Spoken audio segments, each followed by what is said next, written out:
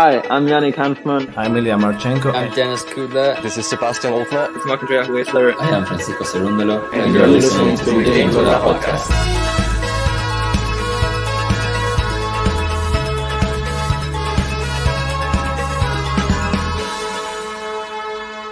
Hopefully you enjoy it. Hopefully. Hello, everybody, and welcome to another GTL play-by-play live stream.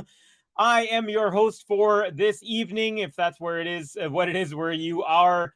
My name is Covey here in Vancouver, BC, Canada, where it is exactly 4:09 p.m. in the afternoon. Obviously, if it's PM, it's in the afternoon. However, it's 7:09 over in Toronto, where the match is being played.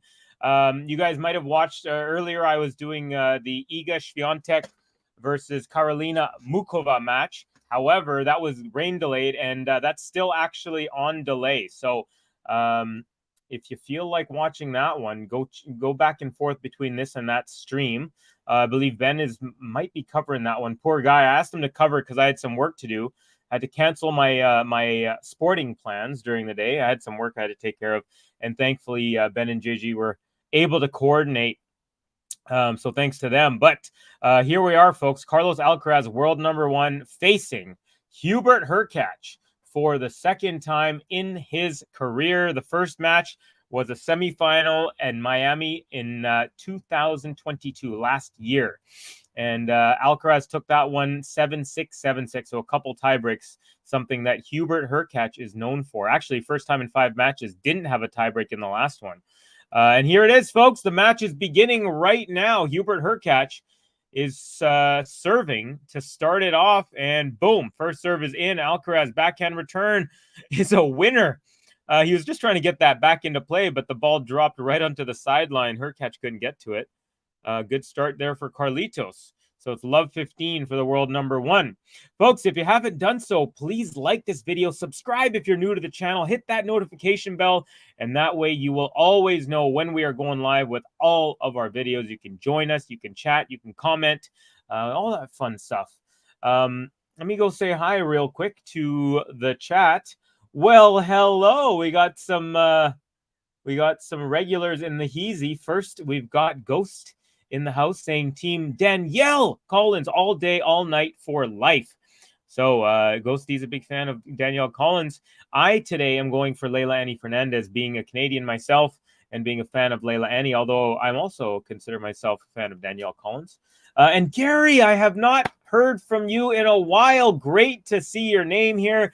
Gary, yeah, I've been off as well since Wimbledon pretty much, other than a couple of kind of smaller Covey's corners. There wasn't much going on between the end of Wimbledon and now. A bunch of 250s and a couple 500s. But this is from Gary. Hey, people, not sure if I'll be here throughout, but I wanted to acknowledge the return of the master, Covey. Hit that like button. Well, how kind of you, Gary. Really, really appreciate it. And always good to have you, my friend. All right, folks. So hopefully you can hear me well. I did a little adjustment to my microphone. Hurkacz here, 40-15. So after giving up the first point, has 3 straight. However, another deep return from Alcaraz gives Hurkacz trouble, and his backhand return goes into the net. So Hurkacz still not out of this game, but he's up 40-30 and has a second game point here. Okay, we'll get into the outfits as well here in a second. You may know that there was massive rain delays on the women's side over in Montreal. I was calling the first match of the day, Iga Świątek versus Karolina Muchova, and it's still going on, folks. There's thunderstorms going on in Montreal. I'm surprised I haven't called it for the night. Alcaraz backhand return off the second serve goes long, and Hurkacz looks like he's smiling or saying something to his coach. I also noticed that in the warm-up area before the match, right when the feed started, it showed both of them, both the players here, they were doing their kind of exercise band stretches with their coaches, loosen up the body and whatnot. And Hurkacz was smiling and laughing. He looked really, really loose. So I think that's a really good sign if you're a Hubert Hurkacz fan. So yeah, definitely. It's always good when a player's joking around, having fun, laughing. But yeah, it looked like they're having a fun conversation while stretching. And now it looks like it's continuing on. So he's smiling, looking at his box. So it's a good sign. Alcaraz played his first official match since Wimbledon. He did play a couple of exhibition matches in Nice on clay a few days after Wimbledon, but those don't count in terms of ATP rankings and things like that. But he won those matches against Borna Coric and who was the other one? David Goffin. And then he also did some mixed doubles with Buksha, I believe. But anyways, so Alcaraz, he played his first kind of official match yesterday against Ben Shelton. He made it through in straight sets, but he hadn't really found his rhythm. It definitely looked like a first match in a couple weeks type of situation. So put those two together, and maybe you have an upset brewing, folks. A nice, loose, happy Hurkacz. He's also a big server, big forehand, and this is one of his favorite surfaces. He's also really good on grass, but he's good on hard courts for sure. And so, yeah, anyways, let's get some predictions, folks. Let me know what you think, who you think is going to win, what the score is going to be, and I will give you mine as well right after this.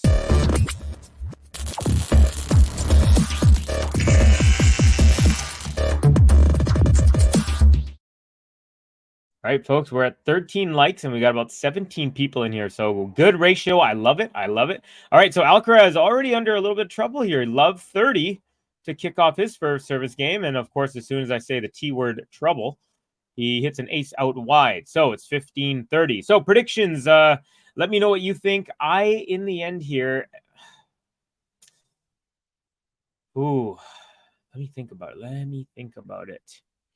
Even though I think Hubie is loose and all that stuff, I think Alcaraz, he's going to be tough to beat, folks. He's very hard pressed. He's only had 4 losses this year.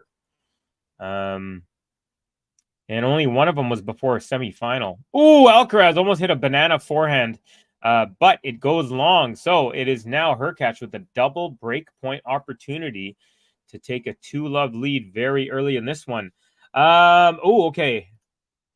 We already got Ghosty saying Hubie's going to take it 6-4, 3-6, 7-6, and a 12-10 score line in the third set breaker.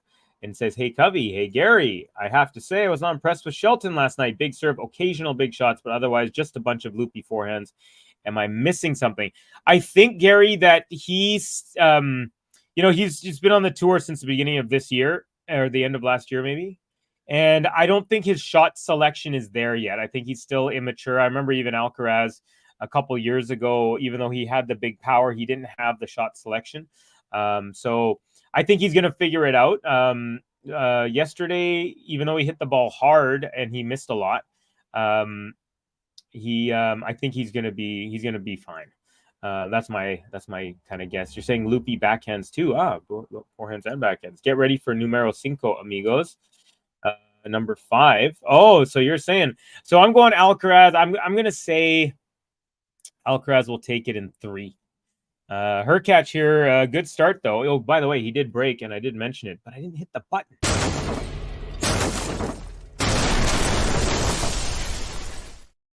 So the loose and laughing and smiling Hurkacz off to a great start here. He's up a break, serving at 2-love, and it's 30-love right now.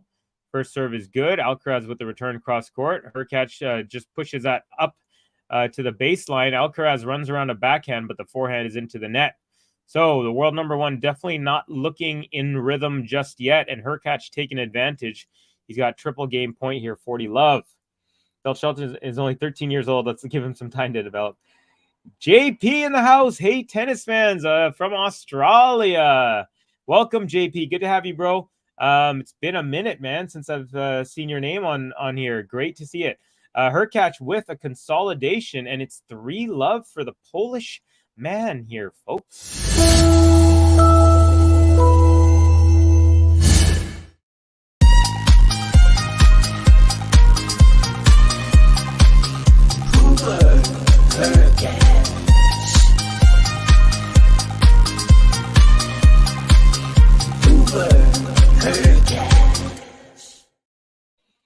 So world number 1 getting trampled early here.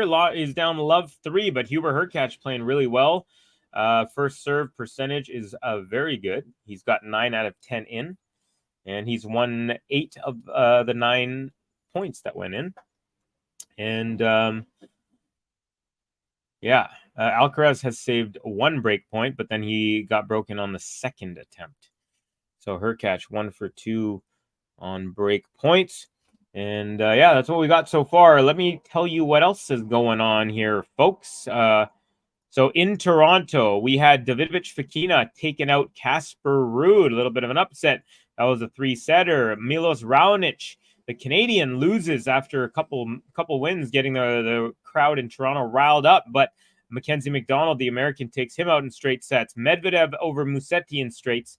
And Alex de Minaur takes out Fritz. That was a close one. It went tiebreak, and then for de Minaur in the first set, 6-4 Fritz in the second, and then de Minaur was actually up 5-love, but ended up with a breadstick in the third set. So he moves on, and Fritz he's having an interesting year. He's making it decent. He's winning a couple matches here and there, but he hasn't gone as deep as I thought he would be, especially after that Indian Wells victory over Nadal last year. All right, so Alcaraz looking to get on the board. First serve is long here to kick off game number 4. Was elsewhere during Wimbledon. Good to see you too. Yeah, great to see you, JP. And whenever you're around, we're happy to have you. Hope you did have a good time during Wimbledon, wherever you were and whatever you were doing, and hope you got to watch some as well. Josip says, Gary. Good day, Gary. Hubie 6-love says GSL. So we got 2 Huberts. Hey, Covey and everyone. Hello. This match is going one way or another. Max JP has me blocked. LOL. Uh-oh. Not sure what sort of drama is going on there, folks, but hopefully everything's all cordial because you guys are both very, very good tennis people, in my opinion. All right, Alcaraz here, 15 all. Trying to get on the board as he has been broken in his first service game, looking to at least get a single digit beside his name here. Hurkacz 3-love right now. Here it is, 15 all. First serve is good. Return is a nice one from deep from Hurkacz. Now backhand slice Alcaraz up the line. Forehand cross court Hurkacz. Forehand Alcaraz. And Hubert Hurkacz with a forehand tries to go up the line, but it goes into the alleyway. And as I mentioned, Hubert Hurkacz looked very, very loose before the match and during the first few games as well. It looks like he's joking around with his team. However, after missing that forehand, he got a little serious. So hopefully he doesn't get too serious. When he's loose, he's playing nice. So here we go. Alcaraz, 30-15. First serve to the backhand. Nice and deep return. Now backhand Alcaraz, cross court. Hubert Hurkacz up the line on the backhand. Forehand cross court Alcaraz. And forehand cross court Hubert Hurkacz. And that one goes long. So 40-15. Alcaraz looking a little sharper here in game number 4. I got to say, I'm really digging Hubert Hurkacz's look, folks. He's got a pink top, very bright pink, but the sleeves are blue. Actually, hold on. I'll give you a proper rundown when he's serving because they keep showing Alcaraz right now. All right, Alcaraz with a beautiful serve, +1. The +1 is up the line, and he is on the board, folks. Down a break, but on the board. Now, Hurkacz, as mentioned, will give you a little bit of his look, but he's got a really cool striped shorts. So I'll get into it in a sec. Hubie is the fastest gun in the West on serve. West Poland, says Gary. That's a good one. I came to the live stream now, and I'm surprised what's going on at the moment of the score. Yes, well, it is early, and Alcaraz played one match yesterday, but since only he's played a couple other exhibition matches since Wimbledon, so it's been 2 to 3 weeks. So he's finding his footing, but Hurkacz definitely having a good start, and it's good to see him having a good time laughing and smiling. All right, first serve was a let, and then the second serve was long. First serve was long, so now we have a second for Hurkacz. Is good. Backhand return Alcaraz, deep. Backhand Hurkacz, forehand Alcaraz, forehand Hurkacz up the line, backhand cross-court Alcaraz, cross-court backhand Hurkacz. Alcaraz runs around, hits a forehand there, and Hurkacz backhand goes haywire. Shanked that a little bit, and it is love 15.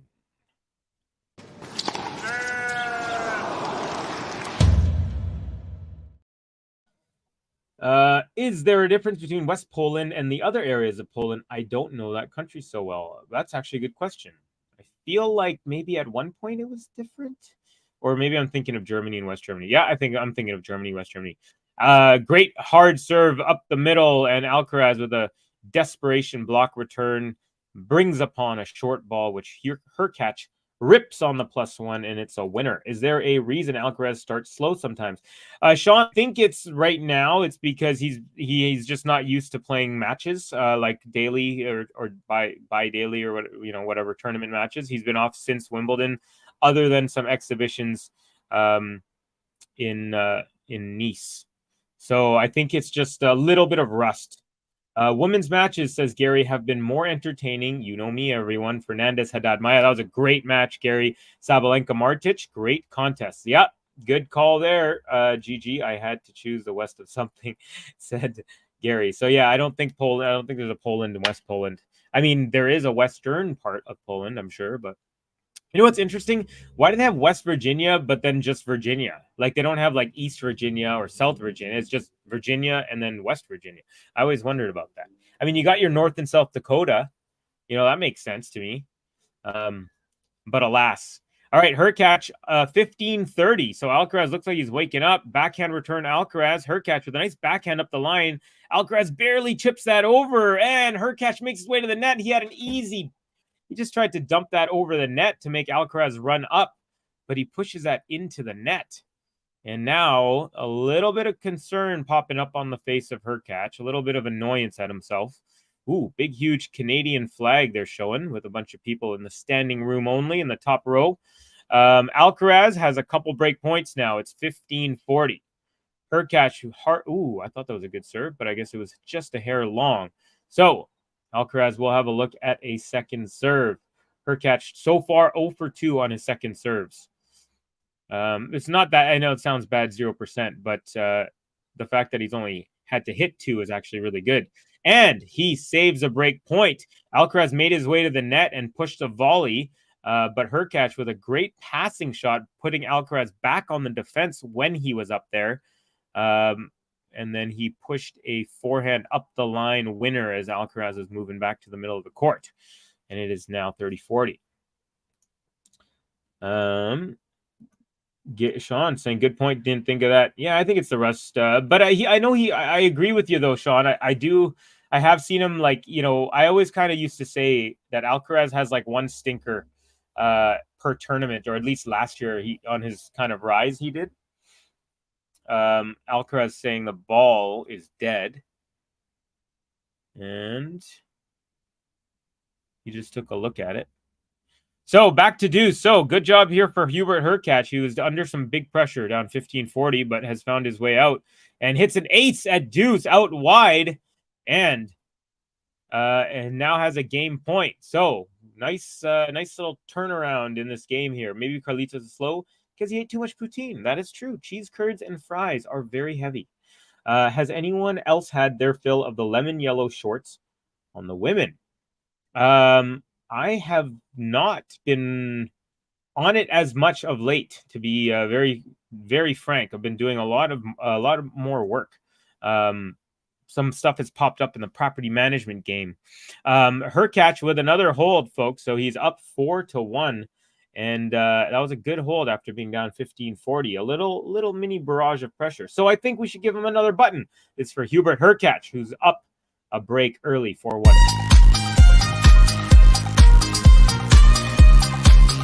Hubert Hurkacz.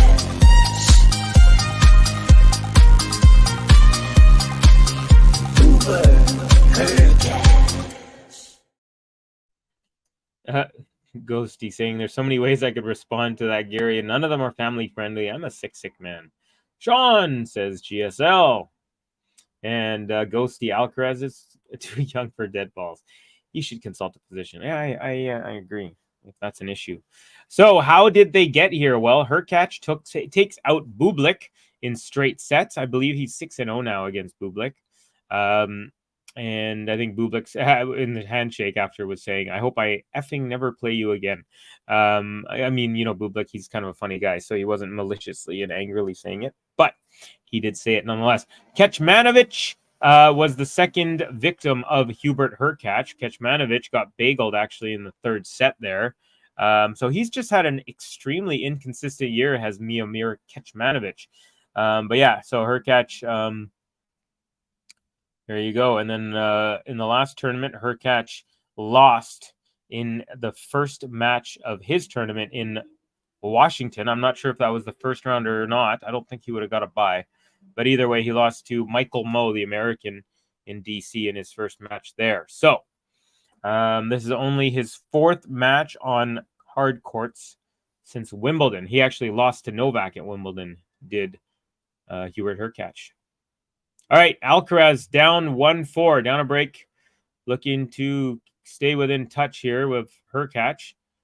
And a ripper of a +1. It wasn't a winner. Hurkacz got a backhand on it, but it was unreturned, and therefore 15 love for Alcaraz.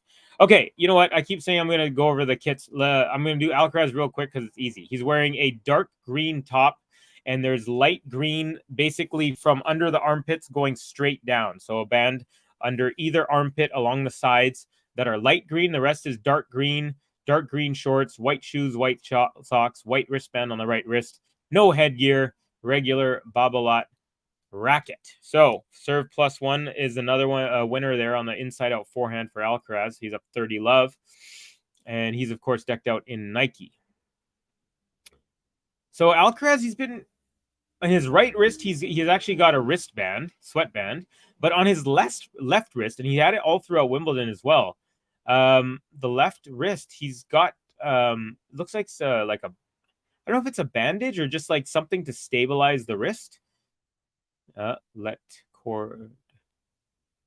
cord here on the second serve, so another second on the way. So yeah, that's one thing I've been he had it all through Wimbledon as well. It's like some taping on the right wrist, on the left wrist, but he wears the wristband on the right wrist, which is significantly wider and thicker. Backhand from Hurkacz on the rally ball goes into the net. 40 love Alcaraz. Hello, Kathy. You're in the house. Nice to see. Actually, I missed a whole bunch here. Covey, I've decided to join a pickleball league. The culture is just way more fun. You can literally hit folks in the face with that cute little wiffle ball. Ghost, I've been playing like 2 to 4 hours a day. I actually bought a new pair of Asics shoes. Oh, Alcaraz with a beautiful serve and volley, but the volley was a shoelace volley that he touched ever so delicately, and then it went off over the net and bounced off to the side. So it's a game to love for Alcaraz. I'll get back into the pickleball here in a second. But yeah, game to love, Carlitos.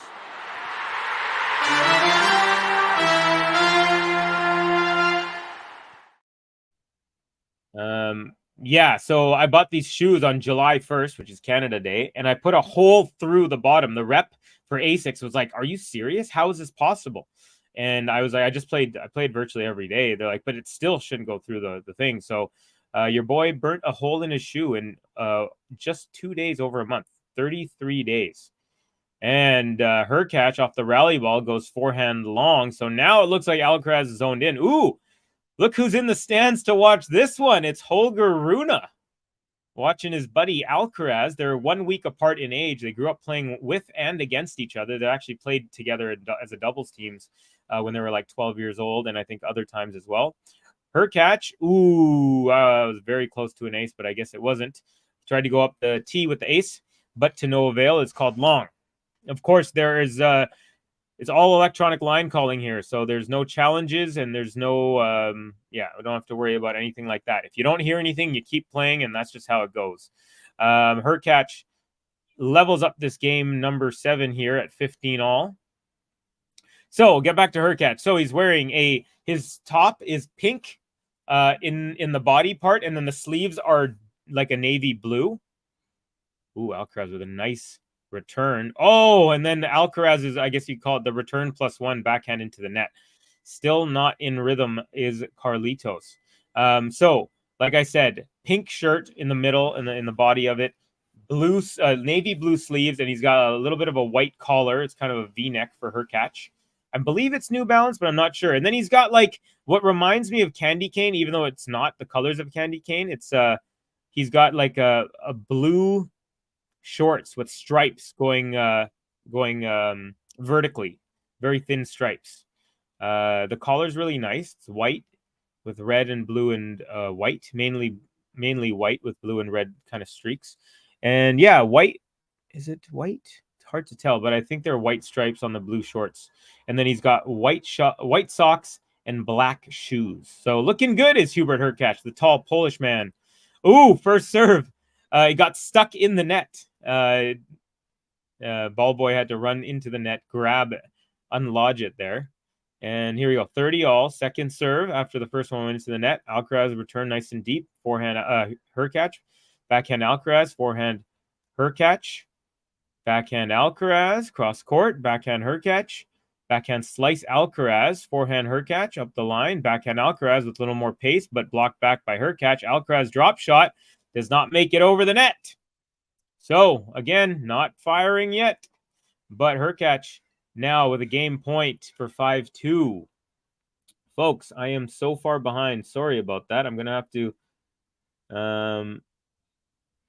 Covey needs a shoe sponsor. Yo, if anyone here is a shoe rep, please get at me. I'm getting a full refund from the store. And what I'm going to do is I'm going to just take the money and then I'm going to put an extra 20 or 4, I think it's $40 actually, and get the higher end. But instead of Asics, I'm going to go back to New Balance. And it's an ace for Hurkacz, and he is up 5-2. Great start for the big, tall Polish man. World number 1 under trouble here. He's going to be serving to stay in this first set after the changeover. Another button for Hurkacz because he just deserves it.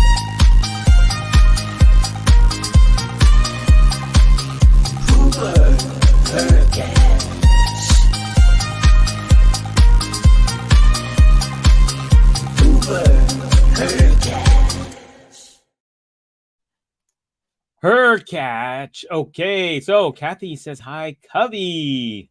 Hello, Kathy. Yes, I did mention you earlier than Kathy, but I'm going to try and go back and run through a bunch of these. Let's see. I would have voted for Dakota for sure. No need for a North and South. 2 extra senators. The U.S. does not need. Sean, maybe Carlos is trying to get the groove of things in terms of matches. Yeah, once you're a Jet, you're always a Jet. Finger snaps. Hey, Gary, says Sean, as long as not the NFL team, GG. Oh, the New York Jets. I agree. We should give the Dakotas back to the original inhabitants of the land. Wyoming, too. I like Hubie's kit, says Kathy. Yeah, well, that's because you're stylish, Kathy, and you can see style when it hits you in the face. Gary Saint Laurent says, Max, West Side Story was actually a bit before my time. I was about 6 years old, I think. But it is one of the greats for sure. Kathy, they have a Rogers now. Speaking of the Jets. Oh, yeah, that's right. I wonder if Dakota Fanning also agrees with the Dakotas thing. Kathy, I asked before if anyone has had it up to their eyeballs with a woman's lemon yellow shorts. How about them?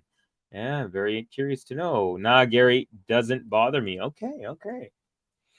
True, Max. I have faith in him to come back. Let's go. All right, let's go. Actually, to rein it in a little, Alcaraz. That first serve was about 3 feet long. Here comes the second serve. We're in game number 8. Alcaraz serving to stay in it. Hurkacz.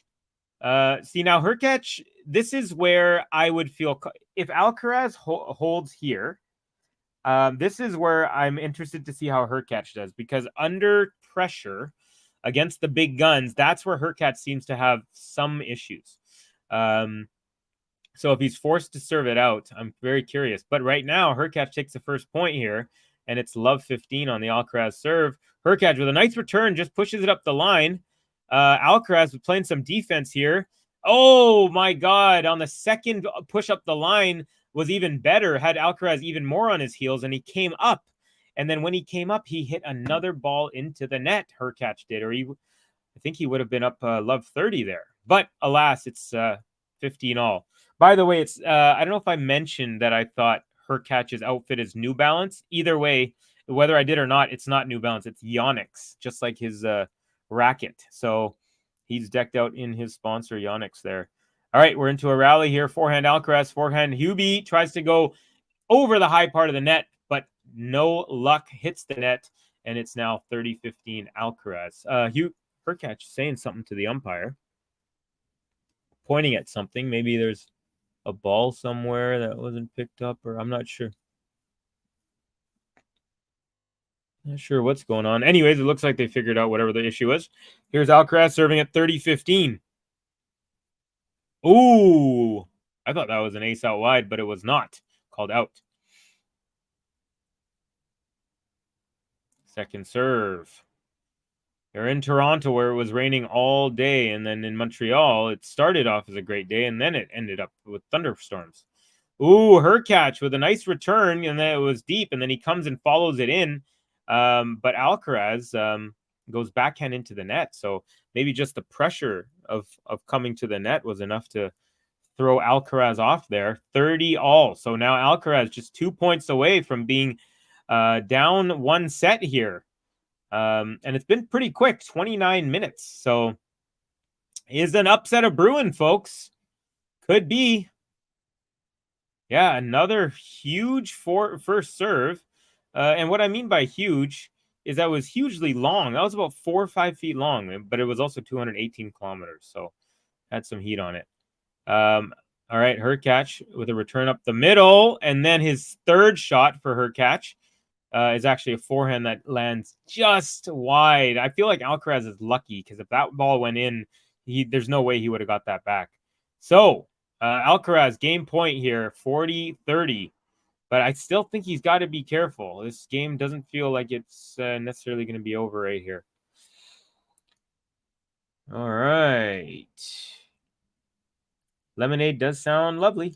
Yvonne May saying not playing good. I think you're talking about Alcaraz there. I'm guessing. Only if you add vodka, says Kathy. I'm also searching up recipes of lemon cookies or sponge cake. You know, lemon's my favorite type of cake. So, you know, my favorite cake ever is just lemon cake, like Betty Crocker lemon cake or whatever, with chocolate icing. All right, we got a nice cat and mouse point here. It's almost like they're playing pickleball with all these dinks.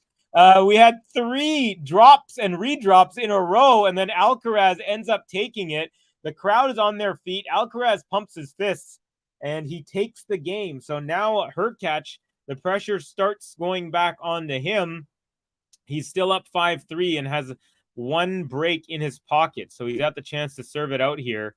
But Alcaraz does 1 drop, redrop from Hurkacz, redrop Alcaraz, and then the re-drop goes long from Hurkacz. So the angles just kept on getting thinner and thinner until Hurkacz just had literally nothing to work with. All right, here we go. No changeover. That was the 8th game. So we're going right to it. +1 from Hurkacz.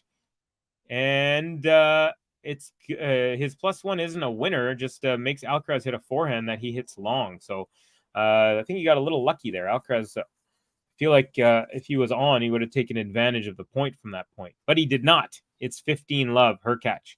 So the big serving Polish man, nice serve out wide. Alcaraz blocks it back, and then the +1 is wide from Hurkacz, goes into the alley. That's what I was talking about, folks. Either Hurkacz is going to cruise through this game, or he's going to feel the pressure, and then this set is going to be a toss-up again. So let's see. Gary, I'm not that much older than you. West Side Story came out when I was in junior high. GSL, Hubie's going to win something big again if he keeps serving like this. Hurkacz with an unreturned serve, 30-15, 2 points away now. Kathy, release date West Side Story, December 13th, 61. So they re-released in the early 70s. I make a dope lemon bar. I got mad bars that are, some of them are about lemon. Danielle Collins, when life gives you lemons, tell it to shut its mouth. All right, second serve Hurkacz. Alcaraz backhand return up the line. Now forehand Hurkacz, backhand Alcaraz, forehand Hurkacz, put some huge heat on it. Alcaraz making him hit it. Oh, Alcaraz fell, and his racket flew. Though he fell on his butt behind the baseline, his racket went all the way across the court as Hurkacz was actually hitting that volley into the open space. And it's a good thing that that racket thing didn't hinder him, because I feel like it could have. The weird thing was Alcaraz's racket was all the way by where the ball was. And it almost looked like, until I saw the replay, it almost looked like originally that he threw his racket to try and hit the ball. And Hurkacz with another first serve out wide. And he takes the first set, folks. So very, very strong set from Hubert Hurkacz. He's up. He takes the first set 6-3. Alcaraz just not finding his footing whatsoever, and Hurkacz firing on all cylinders from the get-go. Haven't even had the Alcaraz button once because he hasn't earned it. But you know who has earned it? Hurkacz 3 or 4 times. Let's give it up for the Polish man.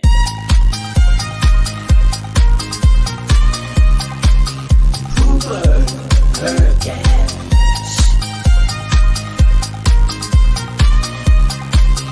Hubert Hurkacz. All right, so Alcaraz 5 winners, 13 unforced. Hurkacz 6 winners, 10 unforced. Hubert Hurkacz winning in the first serve department, first serve percentage, first serve points won. Although Alcaraz has a 57 to 56% lead in the second serve points won, so that one's pretty much negligible. So Ram Bakshi in the house. What up, homie? There we are. Ram saying hi, Covey. Good to see you, brother. Ghost saying if that was Djokovic, they would have tossed him from the tournament. QB button, please. Well, either you called it early or I was just late. But either way, you got your button, my friend, and it was well-deserved because Hurkacz is on fire. Now, you might have caught from the very beginning when I mentioned that right in the warm-up, right when they started the feed, the TV feed that I'm watching off this gambling site, Hurkacz was laughing and smiling and joking around with his coach while they're doing the exercise band stuff. And he just looked really loose. And even two or 3 points into the match, he was kind of looking at his bench and laughing and joking around. So he looks very loose. He's having a good day, a fun day is Hurkacz. And a great performance in set number 1. It only took him about 30 minutes to take out Alcaraz. So Alcaraz looking like he might have to focus up real quick because any slip up and you feel like Hurkacz might just run away with it. So Alcaraz about to serve here, kicking off set number 2. First serve long. Yeah, he's definitely not in his rhythm yet with his serve. And also, let's remember last year he played Tommy Paul in his first match. And that was actually one of the first times he was a big favorite. I think he was ranked first or second in the tournament.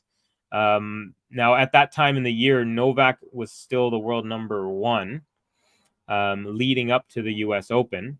Novak obviously couldn't play. But Alcaraz, he said, I remember him saying that, I just couldn't handle the pressure of being a favorite in these tournaments. I've always kind of been the underdog up until now. So he lost to Tommy Paul in a 3-setter. It was a good match. As a cameraman catches the ball there, impressive display of hands from the cameraman. As Hubert Hurkacz shanks one off his racket. Alcaraz up 15-love after a decently long rally there. Hubert is the star man. Lemon cake and chocolate frosting. Covey, you're right on with that one. You know what it is, Gary? And rest in peace to my my father's aunt. She passed away a few years ago at the ripe age of 97, I believe.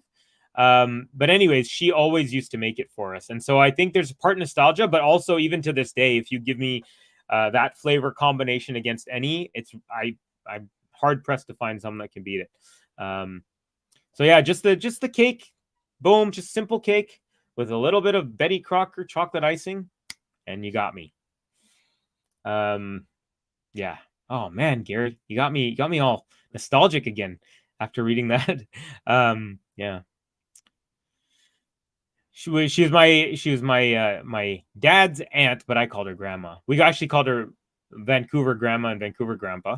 And then I also had Seattle grandpa and grandma because my dad's other uncle and aunt, his uncle worked for Boeing for well over 50 years as an engineer.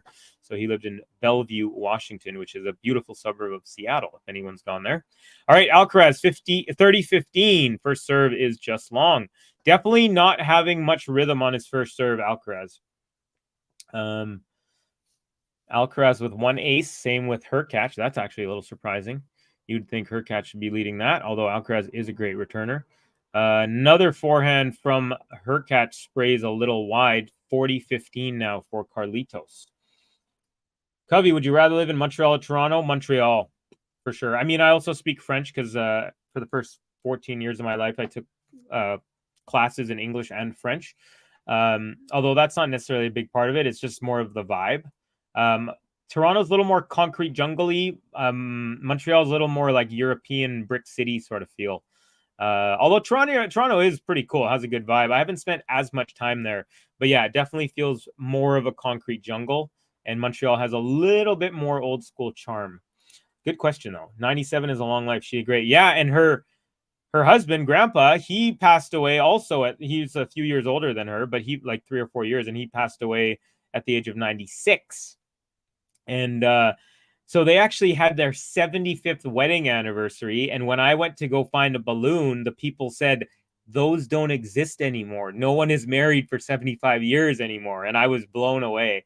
And then I remember on that day, I did the calculation and I said, wow, I'm unmarried. But if I got married today, I'd have to be 113 years. 113. I'd have to live to 113 to have a 75th wedding anniversary. So mad respect to them. And also for sponsoring my dad, bringing him over here, or else who knows if I would have ever been born. Alcaraz had a 40-15 lead and just hit another forehand long and has found his way into a deuce. So dare I say, he must really be careful here, because if you get behind on a hot serving Hubert Hurkacz, you better be careful. I'm also thinking of lemon strawberry cake as well. Ooh. Now, I don't know if I've had a lemon strawberry cake, but it sounds pretty good. Good serve. Nice return there from Hurkacz. Hurkacz makes his way to the net. Alcaraz tries to pass him, and he had the lane, but he goes long on the backhand. So, advantage Hurkacz after Alcaraz is up 40-15. I have a Sean Kemp jersey. Seattle deserves a B-ball team. Number 40, baby. The glove to the Rain Man. Peyton to Kemp. That is what I grew up on, y'all. U.S. Open final will be Hurkacz Monfils. That's a recency bias joke for all those who decided Carlos would never lose again after Wimbledon. Yeah, I mean, hey, if Alcaraz plays like this, he's not going to go too far at the U.S. Open or anywhere. Although I do think he'll probably figure it out by then. And Hurkacz with an early break. Alcaraz on the full stretch as Hurkacz rips a forehand up the line, and Alcaraz just couldn't get anything on it. So another early break, and we might be in for a big upset in Toronto tonight, y'all.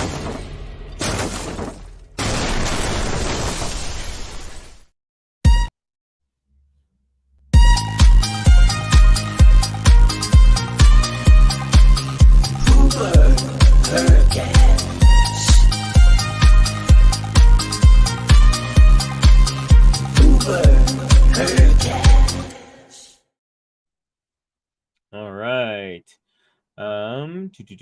Seattle has a team, or they did. The Mariners, a guy I went to high school with, played with her. They definitely, no, yeah. The Seattle Supersonics that Ghost was talking about was the basketball team. They moved to Oklahoma City and became the Oklahoma City Thunder.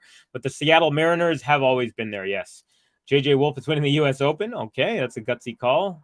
Probably like 5th on my list of Americans, but hey, to each their own. Ken Griffey Jr. played for the Mariners. Ichiro too. They've had good players over the years. Yeah, they definitely have. Let's not forget the big unit, y'all. Randy Johnson, Alex Rodriguez, A-Rod. He started his career there before he went to the Yankees. Folks, Game to Love Tennis Podcast. If you want to join the Patreon, there you go. There's the link right on the screen for you. Just click it and boom. Oh my God, Hubie is killing it. Ooh, basketball. Yes. I must have been under a rock not realizing that the Montreal metro population is over 4 million and my grandparents are from Quebec. Yeah, Montreal is huge. Montreal, Toronto are like U.S. level big cities. Vancouver is the next biggest city, but it's not on the same scale. It's more of like, I mean, Vancouver, the city itself, the whole surrounding area is about 3 to 5 million, depending if you're counting the Fraser Valley, which is kind of the very, very outskirts. But the actual city of Vancouver is actually under 1 million, just like the actual city. Where can I watch the live of the match, please? It depends on where you live. We do not show it, but it depends on your internet or your sports channel provider. Alcaraz with a little bit of a banana curve there, and it's a love 40 on the Hurkacz serve. So I'm chatting away. Alcaraz starting to, well, again, I already said that last game. It looked like he's starting to get back into it, but he's threatening to break right back.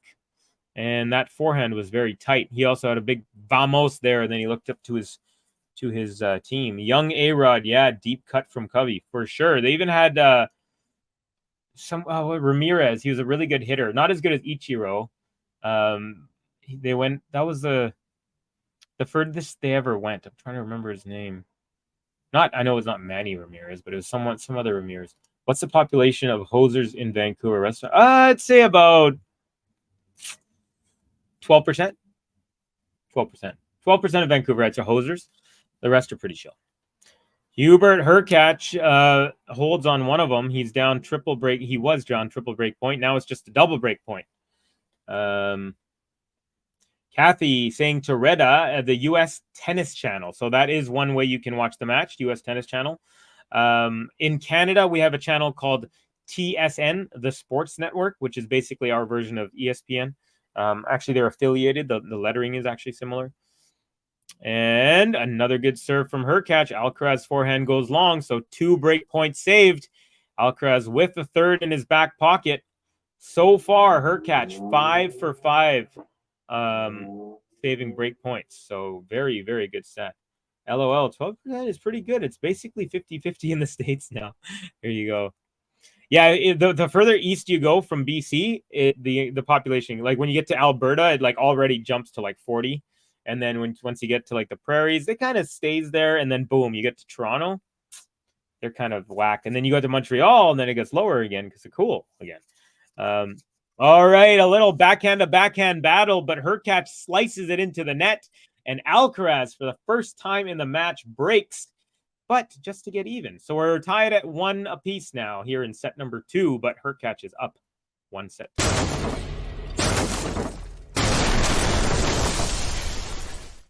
Think Carlos deserves one. Finally, for the first time, world number 1 gets a button after 11 games. Vamos, Carlos Alcaraz. 1, 2, 3, vamos. Vamos, Carlos Alcaraz. Vamos.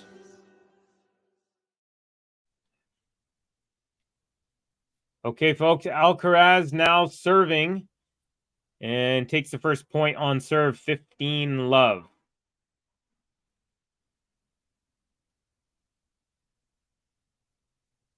All right, folks, in the comments, I'm curious for all of you guys watching the match right now.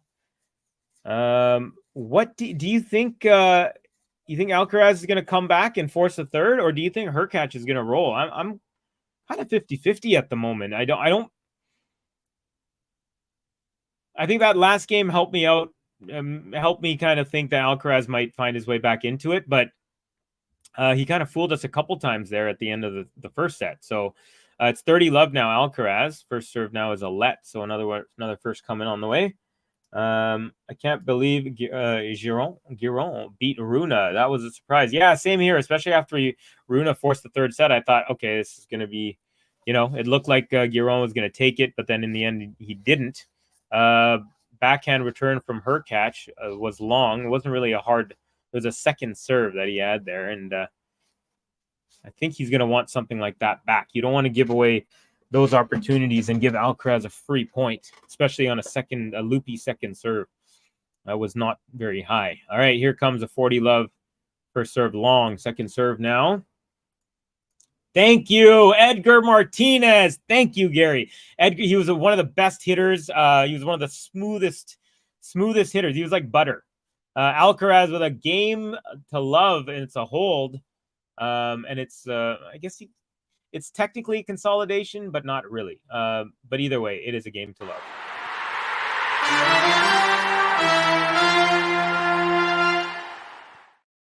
All right, so Gary, amazing. Covey, Edgar Martinez, he was a stud. The Mariners have had all-time greats for sure. Yeah. But yes, thank you so much, Gary, because I was like, I knew when I said Ramirez, it was wrong. But But yeah, so thank you for that. I think Carlos will come back, but Hubie cannot have a letdown if he wants to have a chance. Good call, Kathy. Yeah, I think I'm starting to feel what you're saying. I think Alcaraz can come back here. Hey, Gary, I heard I heard a stat yesterday on the sports channel, and it was the most incredible stat I've ever heard. Check it out. There was a guy in the majors, I think it was for the Philadelphia Phillies. He pitched a no-hitter yesterday, all right? Now, this guy went to a high school, I forgot what state, but of all time, that high school has had 4 players make it to the MLB, and all 4 of the players from that high school who made it to the MLB pitched an MLB no-hitter. Is that the most ridiculous, insane stat of all time? Or like, what could be crazier than that? To actually even throw a no-hitter is just mind-boggling, but to have 4 people from the same high school, not to mention the first of the 4 people on the list did it in 1920, 103 years ago. Just mind-boggling. I could not believe that stat. I was like, what in the hell? All right, Hurkacz down. Well, no, he's not down. We're on serve here. He's up a set, and we're on serve 1-2. So game number 4, Hurkacz. Second serve is good. Backhand return Alcaraz. Forehand Hurkacz. Forehand Alcaraz. All cross court here. Hurkacz goes up the line. Ooh, that looked long. Alcaraz thought so, but the electronic line calling did not. And it was a beautiful strike from Hurkacz. 15 love. Oh, yeah, Michael Lorenzen.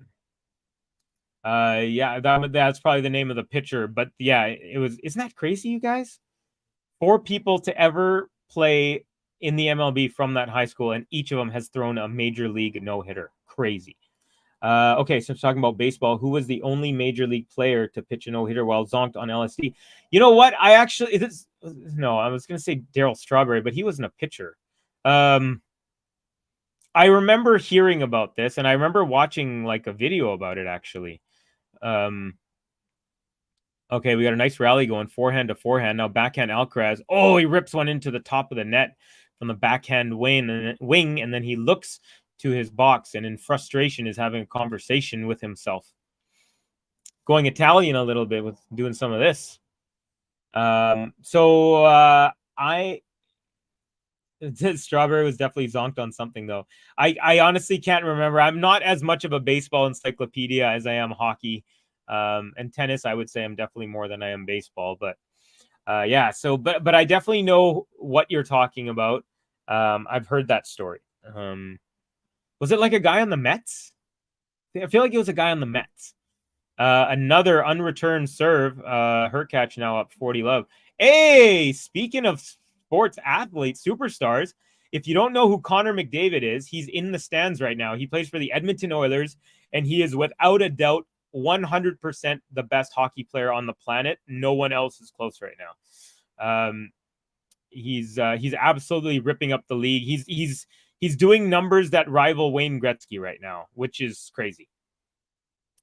Hurkacz with a game to love. Oh, and that's his German teammate named Leon Draisaitl. So it looks like a couple of the Oilers are hanging out in Toronto.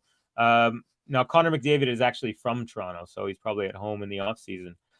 Game to love for Hubert Hurkacz. We're at 2-2 here in the second set.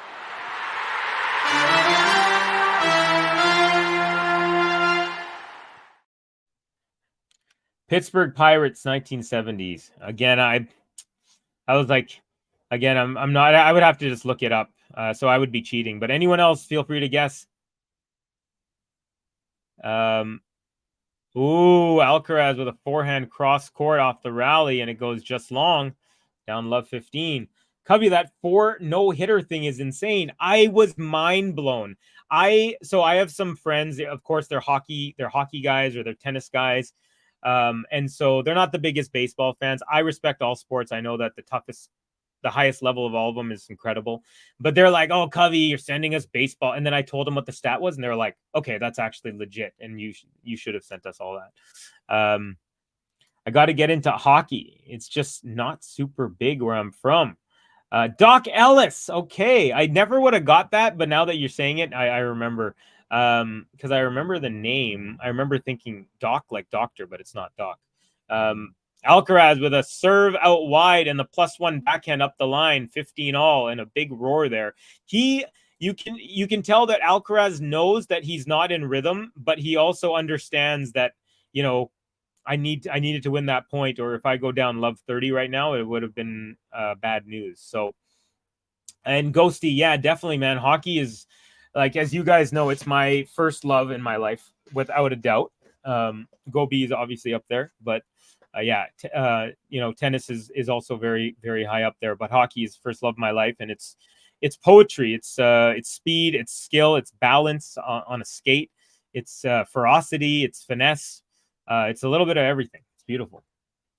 Just ask Gary. He is a fan of the greatest defenseman who ever played the game, Bobby Orr, and the Boston Bruins. Ellis played with Roberto Clemente, first Latino to make the Hall. Very cool.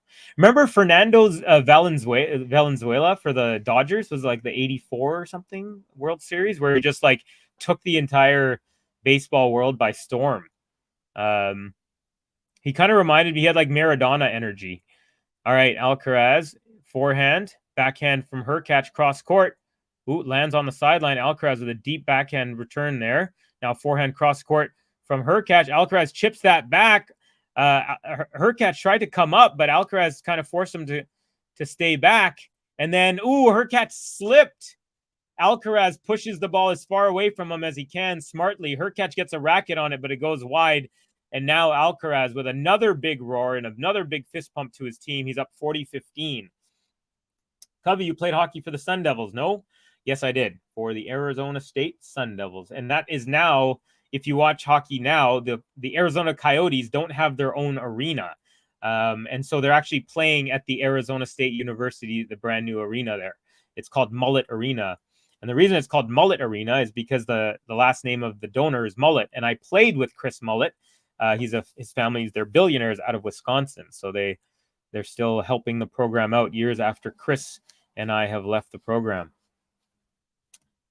Valenzuela, yeah, El Toro.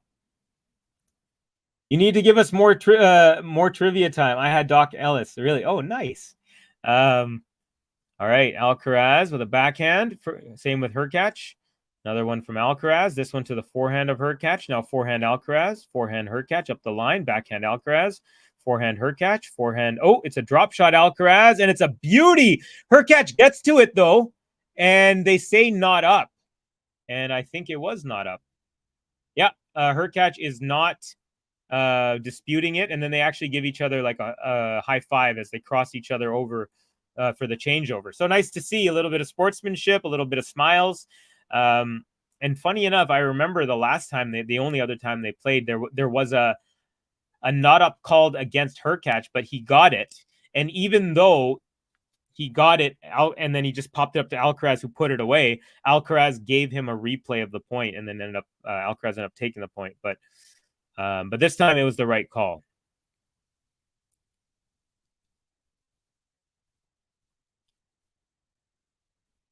Yeah, and then a nice little high five or side five there at the net.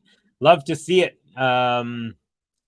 Gary, oh my bad. I didn't know you were going for it. I was going to say, because I know that Gary is a baseball fan. This tournament is looking like a magnet for upset, says Shafkat Ishan. Welcome, Shafkat. Thank you for the comment. Folks, if you haven't done so yet, please do hit like on the video, subscribe if you're new to the channel, hit that notification bell. We always want to be able to watch tennis with you. And if you hit the notification, you'll know when we go live, and you can join us. You can comment. You can also join Patreon. You could subscribe. You can get onto the super chat. So there's a whole bunch of ways that you can support the channel. You can even buy some merch if you're interested. If you look down in the description box below, a lot of ways that you could support the channel. But hey, also just a like is good enough. And if you don't like, if you don't feel like giving us a like, we're still happy to have you. And thank you for watching this match with us, folks. So here we go, folks. Alcaraz holds, and now Hurkacz under scoreboard pressure on serve at 2-3, looking to keep it rolling on serve here for both players. Good first serve. Out wide, Alcaraz short ball return, and a absolute bomb of a +1 right up the middle from Hurkacz, and it's 15-love. It's unimaginable to hit a major league pitcher. I batted against the Orioles' Mike Flanagan in high school. 2 fastballs and a curve, and I was back on the bench. I never saw any of them. Yeah, and that's, imagine that's a major league pitcher who wasn't in the majors yet. Yeah, I could imagine, Gary. I mean, I don't even think my racket. I don't even think I could swing the bat as fast as it would be needed before the ball before the ball would be past me. Yeah, it's incredible. I mean, it's like trying to return a 142-mile-an-hour erotic serve, right? It's just like there's only like 3 people in the world that can actually do it on a regular basis, if that. And his name was, one of them was Roger. Alcaraz with a ripper on the Hurkacz serve. There's a ripper forehand return on the second serve, and it's now 15-30. So Hurkacz, got to be careful here. Don't want to give too much life to Mr. Carlitos. Did y'all see Ruud toss out the first pitch the other day at Blue Jay Stadium? I did not. Very, very cool experience for him. Yes, Gary, I've heard it said the laws of physics are broken whenever a major leaguer actually hits a baseball. Yeah, some people say the toughest thing in all of sports is to hit a major league home run. It's just simply, I mean, there's major leaguers who will never, ever, ever come close to hitting a home run in their career. Alcaraz at the net, and he finishes off a very nice point with a backhand overhead smash.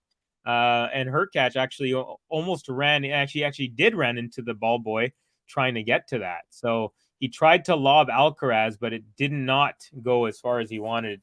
And Alcaraz right at the net. Yeah, Hurkacz ran into the ball boy and then pats him on the shoulder to make sure he's okay. And yeah, good one there from Kathy. Gary, you're 100% right. The whole video was cute. Talking about the Ruud video, Ruud looked pretty good. Kathy, Ted Williams argued that hitting a baseball was the toughest skill in any sport. He was biased, of course, but his argument was well-founded. Yeah, I mean, you could say a lot, like, you could say the hardest serve to return, if one of us tried to hit a baseball from Randy Johnson or return a John Isner serve, I mean, they're pretty much impossible, right? For someone else. I'll send it to you. Thanks, Kathy. I will definitely take a look. The toughest thing of all sports is to keep a wife or a girlfriend, but hitting a 102-mile-an-hour fastball is probably a close second. Haha, funny. All right, Hurkacz under pressure, 30-40, break point number 2 in the game for Alcaraz. Ooh, I thought that was an ace, but it was called long. Alcaraz has a shot here at a second serve. I really like the Yonex shoes that Hurkacz is wearing. They're all black except for the heel part is gray. Ooh, Alcaraz with the deep return, but it's too deep, about 1.5 inches too deep because it went long, or else that definitely would have given a big headache to Hurkacz. All right, so looks like Juan Carlos Ferrero is not traveling with Carlitos on this tournament. He's probably in Spain with his family, but his the other coach, who actually was Juan Carlos Ferrero's coach, he is traveling with Alcaraz, who often is when JFC is not, or JCF, I should say. JFC. GG. About the wives. The wags, wives and girlfriends. All right, Hurkacz, 40-all. And a beautiful ace out wide. Alcaraz, no chance. Although he did try his darndest to get there. And it's now advantage Hurkacz. Hurkacz, 3 aces to 1 for Alcaraz. First serve is wide up the tee from Hurkacz. So now second serve, still game point. 1 hour, 2 minutes into this one, folks. All right, serve is good. Alcaraz forehand on the return. And short ball now. Swinging volley from Alcaraz. Hurkacz gets to it, but the forehand into the net. So the advantage is erased, and we're back to deuce. Folks, what's going on? So it looks like I'm pretty sure that the Iga match is just going to be postponed till tomorrow. I wonder if it's still going on there. Rain delay. Man, I really hope because it's really late for those guys. It's after midnight. I feel bad because I had accounted for like about 3.5 hours for that first match, and it went through the first 2 sets, and there was plenty of time, and then boom, the rain delay went for like hours and hours. Alcaraz wants to take a look at the replay, but as we all know, he's not going to see a difference from what the call was. Hurkacz now again with the advantage as he hits another ace. First serve is long. Second serve again on game point for Hurkacz.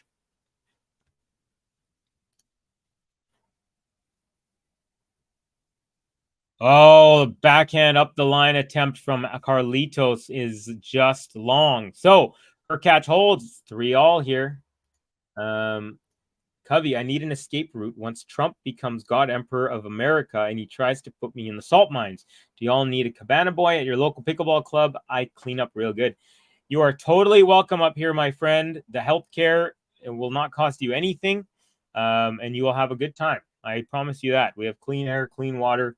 And Vancouver is one of the rare major cities in all of North America that has no freeways or highways going through the city. They all go around. So Vancouver is pristine.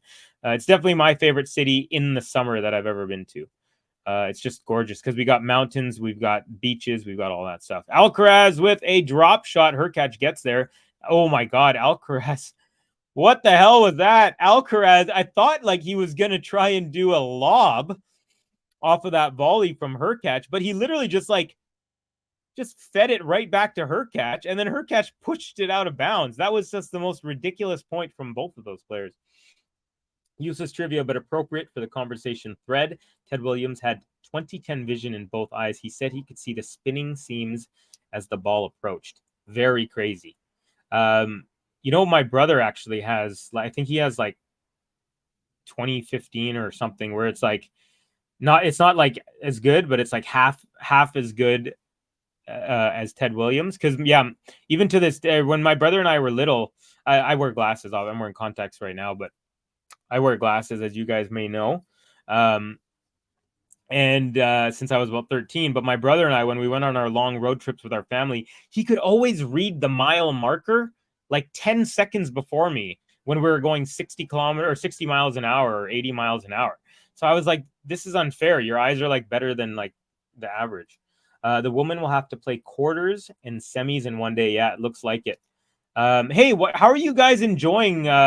This is like the quote unquote old format of Masters 1000s where they're like 7 days long instead of 14 or 12 days.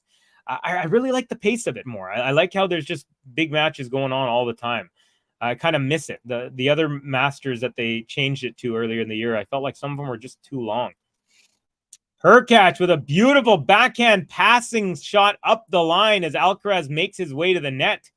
And it's 15-30. Alcaraz under a little bit of duress. Great defensive backhand from Hurkacz, followed by a wonderful offensive backhand up the same wing. So, formidable play here from the Polish man. Oh my God, healthcare. That's like finding gold. I'm buying a bus ticket now. Yep. Our drugs are also cheaper too. If you want insulin, it's 1/10 of the price. As well as every other prescription drug. Gary, not all of them are 1/10, but Gary, in the same day, I don't like that. I like the pace, but I don't like making pros go back to back. You're just asking for an injury. And Alcaraz back to level 30-all here. Hurkacz made his way to the net again. Was unable to get the point, though. And he's looking at his box, pointing at his eyes, saying something like, I should have seen that, or what am I doing, or something. But rain delays are a bummer. And these 1000s in Montreal and Toronto, they do not have roofs. So they're at the whimsy of the weather there. All right, good serve. Alcaraz, short ball return, and then he completely rips a forehand cross court. To the credit of Hurkacz, he actually got a racket on it and it went into the net, but he had no control of that whatsoever. There's another. They just showed someone else. I wonder if it was someone. Looks like a hockey player, maybe. Anyways, 40-30 Alcaraz. So I don't know if I think you guys might have heard, but I turned a little corner in my room into an actual studio booth. So I'm all enclosed. But I need to get a little bit of a fan in here because it is getting kind of warm, especially in the summer. In winter, it's no problem. But there's someone in Toronto named Sam McDaddy. I don't know. I don't know if I'm missing a joke or something, but I don't quite get the reference. But Sam McDaddy, you mean like on the Maple Leafs or something? There's a guy named Austin Matthews on the Toronto Maple Leafs. Alcaraz holds 4-3 now as Hurkacz goes backhand into the net. Yeah, those guys are hockey players. Sean Avery is the guy's name, actually. So Hurkacz, again, on serve at 3-4. After the changeover, he will serve. Let you know what else is going on, folks. So Davidovich Fekina takes out Casper Ruud in 3 sets earlier today. Mackenzie McDonald takes out Milos. Not another game for Milos. Loses in straight sets after a pretty decent couple of games, getting the Canadians riled up over in Toronto. We had Daniil Medvedev takes on Lorenzo Musetti and wins it in straight sets pretty easily. And then we had Diminor taking out Taylor Fritz in 3 sets. 6-1 in the third set there. Of course, in this one, we have Hurkacz is up 1 set, and we're on serve in set 2. And Monfils up 1 set and is up 5-0. Now is 5-4 and will serve for the match. Gael Monfils against Vukic. So there you go, folks. Alexander Vukic of Australia, the world number 62, and Monfils, the 276th ranked player out of France. And Monfils is just 4 points away. So I'll try and keep you guys apprised of that one. Also, later on from Toronto, we got Tommy Paul versus Marcus Giron. And we also have Andy Murray versus Yannick Sinner. So still plenty of action going on. Blue Jays. I'm talking about, that's the Toronto baseball team. Big sign at stadium. Okay, I guess he's paid for advertising. Oh, gotcha. It's a sign in the stadium. I have mixed feelings about the Masters 1000 schedule. So many great matches I don't get to see. Interesting, Gary. That's a good point. Which group of ATP players is more unimpressive in this era of tennis, Americans or Canadians? You know what? I'm gonna say the Canadians are. So we really didn't have anything. And let's be honest, we had, Vasek Pospisil, we had, okay, here's the thing. I think Greg Rusetsky was like born here in Canada, but he represented the UK. Mary Pierce was lived in Montreal, but she represented France. So we didn't have, Andreescu was the first singles major winner, men or women, and the only major winner in that category as well. Pospisil has won doubles title in Wimbledon. But because we've had everything bare until basically Milos, Shapo, and FAA, I'm going to say that this is our best ever era, funny enough, just because we have guys who are in the top 15 and 20. Eugenie Bichard also made a couple Grand Slam finals, or at least one Slam final and a couple semis, I believe. But so this is the best era we've ever had. Definitely not the best that the U.S. has had, but the U.S. definitely has some really good players. Seb Korda, Tiafo, Eubanks, now you can throw in there, Fritz, JJ Wolf, Tommy Paul. I said Korda, Brooksby's up there, but so there's a whole bunch. Shelton is probably one of my favorites out of all of them.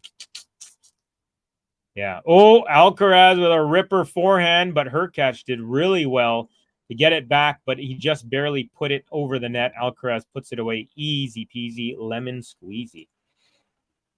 Are you gonna do Murray match? No, I'm not. I can't today. I did like I said, I did the first 2 hours of the Iga match, hour and a half. And then I'm doing this one, but I won't be able to do that one, unfortunately. Not today. I've got something I've got to do a little later. I really thought FAA was going to do something for you. I think he still will.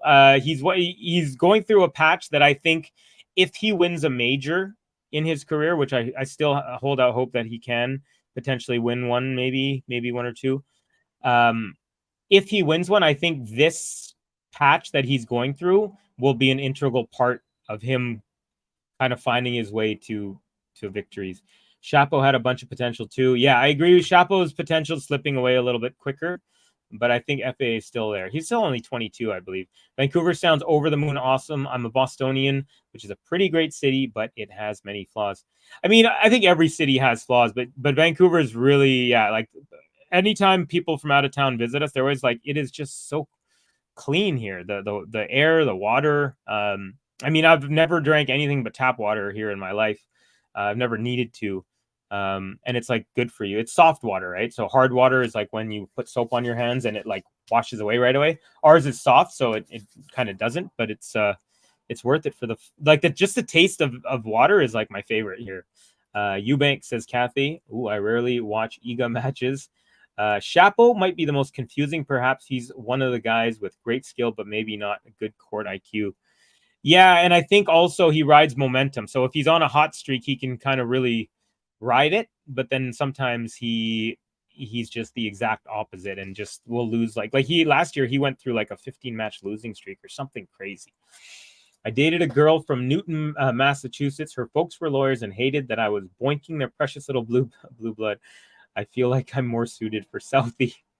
Matt Damon is looking to welcome you to his crew in Southie. Monfils drinking a Pepsi. A Southie will make you lose your mind. GG, slow and backwards. Hurkacz at 40 love with an unreturned serve and then a big fist pump to his team. It is now advantage Hurkacz trying to level up here at 4-all and put the pressure squarely back on the world number one. All the Canadian cities feel nice to me. I like that. You definitely will get the nice vibe. That's one thing for sure, that you're never going to be smart from Hurkacz. Alcaraz with a return, and it landed about 3 inches past the net and bounced high up. Easy slam put away. Hurkacz made sure that went into the crowd. Actually, it hit a lady who was having a drink, but she's laughing about it because Canadian girls are tough. GG, that's funny. When I met my first wife, she was a nanny living on Commonwealth Ave in Newton. The house was so huge that she had her own entire floor. Wow. That sounds like you got a good story in there to Kathy. Yeah, Kathy. Slow and backwards. That's a funny description. I love it. All right, 4-all. We're on serve. Hubert Hurkacz did his job. Now Alcaraz trying to tip the seesaw in his favor. First serve is a good one. Nice deep return. Forehand Alcaraz. Forehand Hurkacz long. And it is 15 love for the Spaniard. I'm all here for Carlos losing, says Gene. So we got the Novak fans are in full anti-Carlos form here. Hey, you might get your wish, my friend. Alcaraz not looking super hot. It's still feeling like he's finding his form on hard courts. He hasn't played hard courts in, I think, 4 months now. So, or no, is that right? April, May, June, July, August. Yeah, maybe, because they played Indian Wells, Miami, and then after that it was straight to clay and then grass. So, but yeah, let's see, folks. I have a good feeling for her. If you're a Hurkacz fan, I have a good feeling. He's just steady Eddie holding his own on his serve. So that's a good sign. You don't want to see him crumble, and he hasn't. Sup, Covey and Evo. I think you meant everyone. Yeah, Boston in many ways is America's first city. The revolution doesn't happen without those dudes telling the Brits to go F themselves. The old Tea Party, folks. The Boston Tea Party. All right, Alcaraz, 30 love. First serve is off the tape and long. So second serve. Dirty Devil Vodka advertisement here. All right, backhand return from Hurkacz at 30 love is long. Another free point for Carlitos, 40 love here. Folks, if you haven't done so, hit like on the video. We got 23 likes and we got about 30 people in here. So feel free to hit that like button. We really appreciate all the support. Also, if you look in the description box below, if you want to buy merch or if you want to support the channel in other ways, take a look down low and you can choose your own adventure. Okay, so is that match still It's still on rain delay. I'm looking at the stream, our GTL stream on YouTube at the other one. It's still up there. Ooh, Alcaraz tried to finish this game with a ripper up the line, but he goes into the high part of the net. Still 40-15 though, but you got to be careful, especially with Hurkacz playing the way he is. Doing a dynamite job is Hubie today. Hurkacz is going to be partners with Iga at the Olympics, mixed doubles. Already been announced on his Twitter. That was a couple weeks ago. So that's pretty fun for Polish fans. Also, I believe there's a chance that Alcaraz and Nadal will be playing in doubles on the men's side. And an unreturned serve at 40-15. Alcaraz holds, and it's 5-4. So after the changeover, Hurkacz will serve to stay in it. Let's give Alcaraz a button because he deserved it there, I'd say. Pretty good effort here in the second set. Vamos, Carlos Alcaraz. 1, 2, 3, vamos. Vamos, Carlos Alcaraz. Vamos.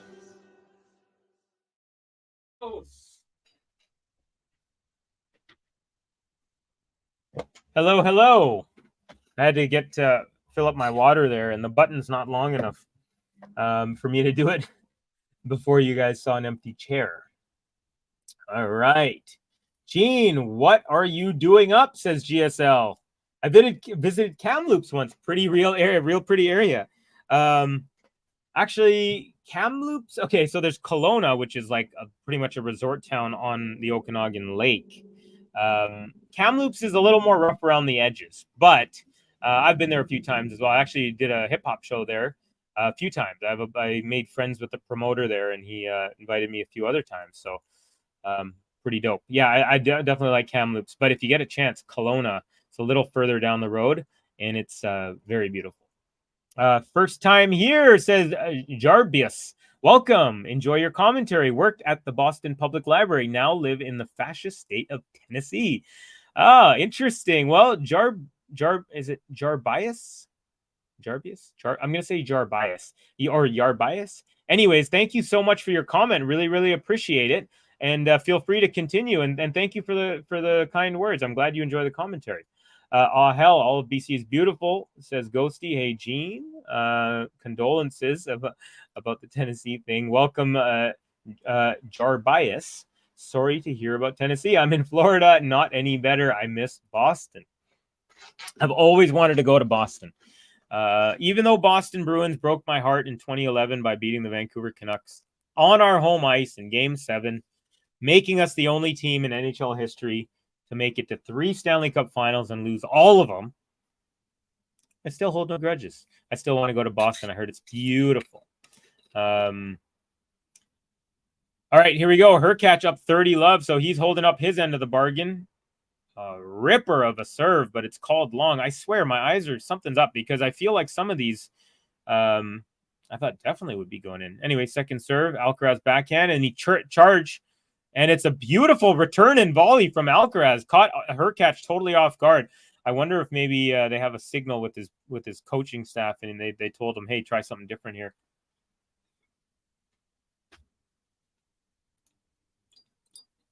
We got update from Gene saying Monfils just won into the quarters. Kathy also, Monfils won. Looks like we got some happy campers for Monfils winning. Yeah, takes it in straight sets over Alexander Vukic of Australia. 30-15 here, second serve. Backhand return Alcaraz, backhand Hurkacz, backhand Alcaraz, backhand Hurkacz, backhand slice Alcaraz up the line, forehand cross-court Hurkacz, forehand Alcaraz, forehand Hurkacz, now backhand cross-court Alcaraz, very deep, returned by Hurkacz, now forehand cross-court Hurkacz, forehand Alcaraz off the baseline, makes his way to the net, and Alcaraz had a backhand drop volley attempt that goes into the tape and lands back on his side. Hurkacz now 40-15 for 5-all. He has 1 point from 5-all, I should say. Lamont, says Ghosty. Gene, I get it. He has too much time to get ready for New York. True, Gary. There you go. So, double game point Hurkacz to push us into extra time here in the set. Alcaraz, nice return. Forehand Hurkacz goes long, so not over yet, 40-30.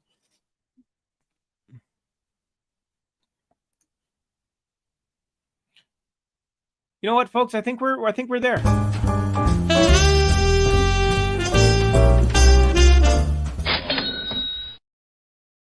We're into the business end, folks. I made the call, I pressed the button, and we're officially into the business end territory. Here we go. First serve is a great one. Forehand return, backhand Hurkacz, forehand Alcaraz, backhand Hurkacz. Nice and wide there. Alcaraz with the slice, backhand Hurkacz, Alcaraz with a drop. Hurkacz backhand slice, makes his way to it and pushes it as a nice approach there. And the backhand from Alcaraz goes long. Hurkacz now takes the game. We're level at 5 apiece. Hurkacz now just 2 games away from the big upset of the world number 1, Carlos Alcaraz. All right. Great effort here from Hurkacz, just standing toe-to-toe with Carlitos. Came on court with a very good, happy, positive attitude, smiling, joking around with his team, and he has parlayed it into a 1-set lead and a 5-all scoreline here in set number 2. So very, very good effort. Well-deserved scoreline for Hurkacz. Now, Alcaraz still has the advantage of serving first in the set. So he's trying to put that pressure squarely back onto Hurkacz. But if Hurkacz could find a way to break here, he'll be able to serve for the set and the match. How about it? Second serve is good. Backhand return. Now backhand Alcaraz, backhand Hurkacz, backhand slice Alcaraz up the line. Forehand cross-court Hurkacz. Forehand Alcaraz right up the middle. Backhand block from Hurkacz. Backhand cross-court Alcaraz. Backhand cross-court Hurkacz. Backhand up the line. Alcaraz, Hurkacz with the squash shot, but it goes long. And it's 15-love. Hurkacz going to his bench. I don't know if he's changing his racket. Yes, he is changing his racket. There you go. He just changed his racket. And it is 15-love. No harm, no foul. 45 people in, folks. If you haven't done so, please hit like on the video. Subscribe if you're new to the channel. We really appreciate all the support. Thank you for watching this match with me. Alcaraz, 15-love. First serve goes into the net. Second serve on the way. A muggy night in Toronto. Here we go. Serve is good. Second serve. Now the +1 up the line is a good one. Alcaraz. And then Hurkacz pushes it back up the line. Alcaraz meets that and just the softest little drop volley cross court, and it's 30-love. Half the crowd on their feet. So it wasn't one of those types of shots that gets everyone out of their seat, but some people did appreciate that one. Just the ever so delicate touch. Hurkacz was going full speed. Hurkacz's mobility has been great all game. He's gotten to virtually every single drop shot, save for one, I believe there was a not up. And now this one, but this one was, no one would have got that one. Not even Carlos himself, I don't think. All right, 30-love.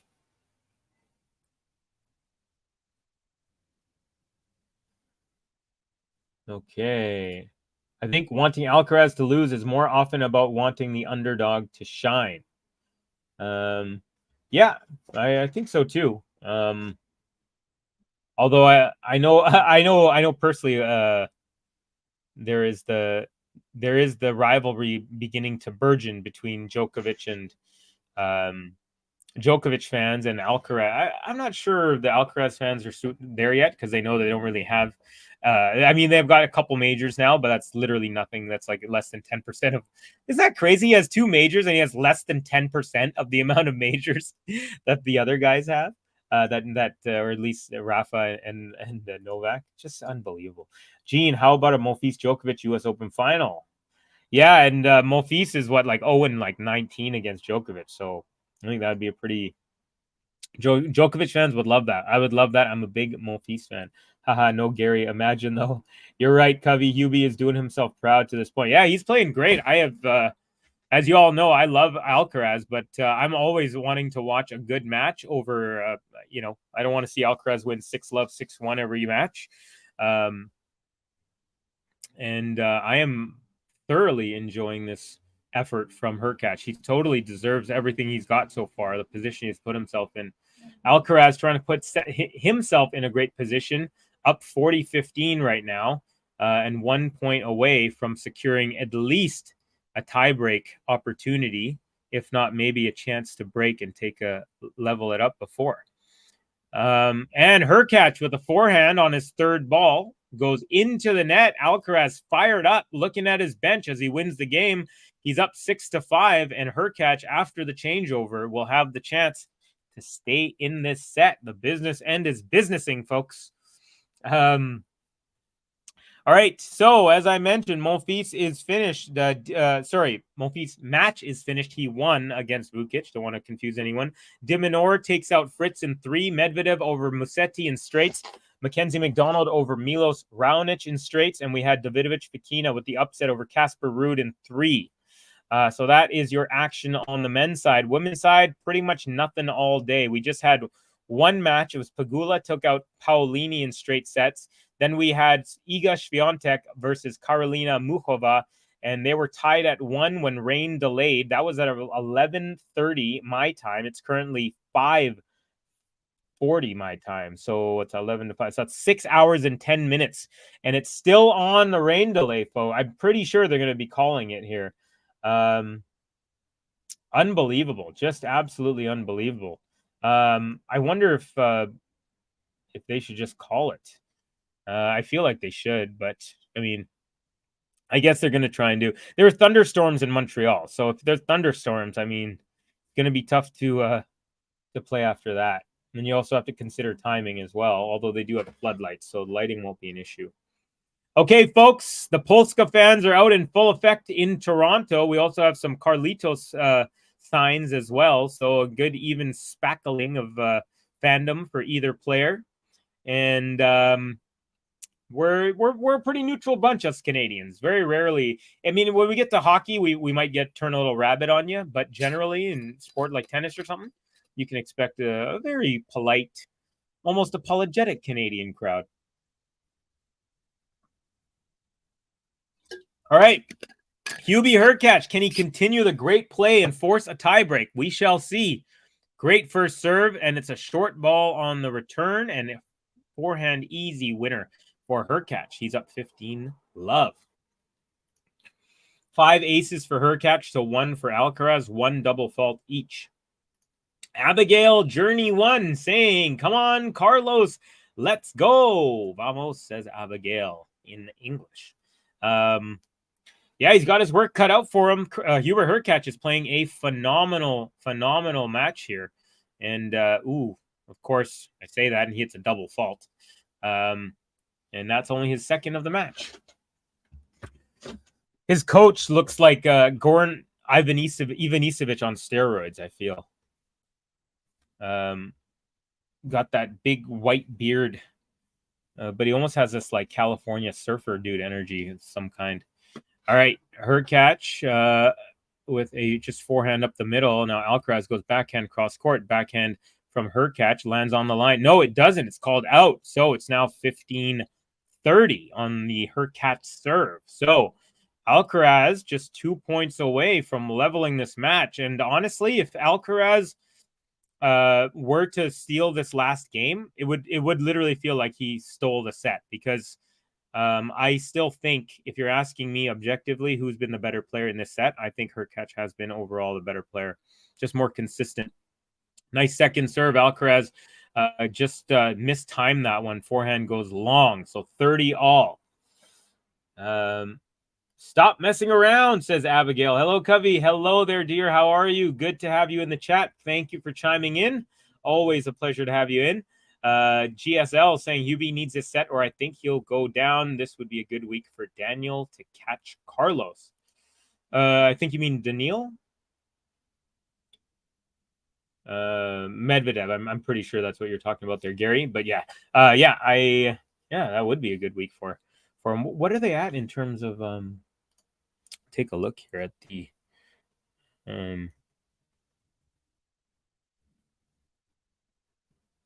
live ranking. So Alcaraz at 93.05, Djokovic 87.95. So Alcaraz with a great backhand return up the line. Oh, no way. Oh my gosh, made a great return up the line, makes his way up to the net.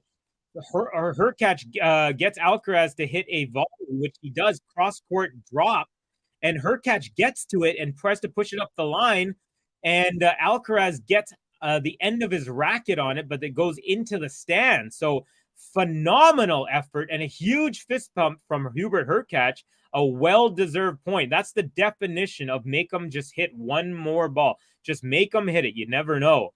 Great job, Hurkacz. 40-30 now. And that would have been set point, folks. Alcaraz, it looked like Alcaraz had the advantage there. So formidable play. Second serve now, 40-30. Backhand return Alcaraz. Backhand up the line, Hurkacz. Alcaraz, oh, he gets a piece of it somehow. And then he lobs over Hurkacz and it goes in. Oh, my goodness. Hurkacz is asking to see. What? Oh, I guess it was called out. Oh, it was called out. I guess for a second, everyone thought it bounced in. I thought it bounced in. And then Hurkacz went like this. I thought he wanted to see the replay, but it was just, it was out. So they didn't call it right away. That was very interesting. Alcaraz over at the towel now smiling. Great job from Hurkacz. And he's now just 7 points away from a massive upset here in Toronto. Daniil Medvedev is at 65-30. So Daniil Medvedev is almost 3,000. He's 2,800 points behind. So Daniil Medvedev is going to be in tough. The only one who's really within range, of course, is Novak. And he is not going up in points until he gets to New York. All right, Alcaraz first serve is good and it's unreturned. So 1-love for Carlitos. So we are into the tiebreak, folks. Let me know who you think is going to win and what the score is going to be right after this.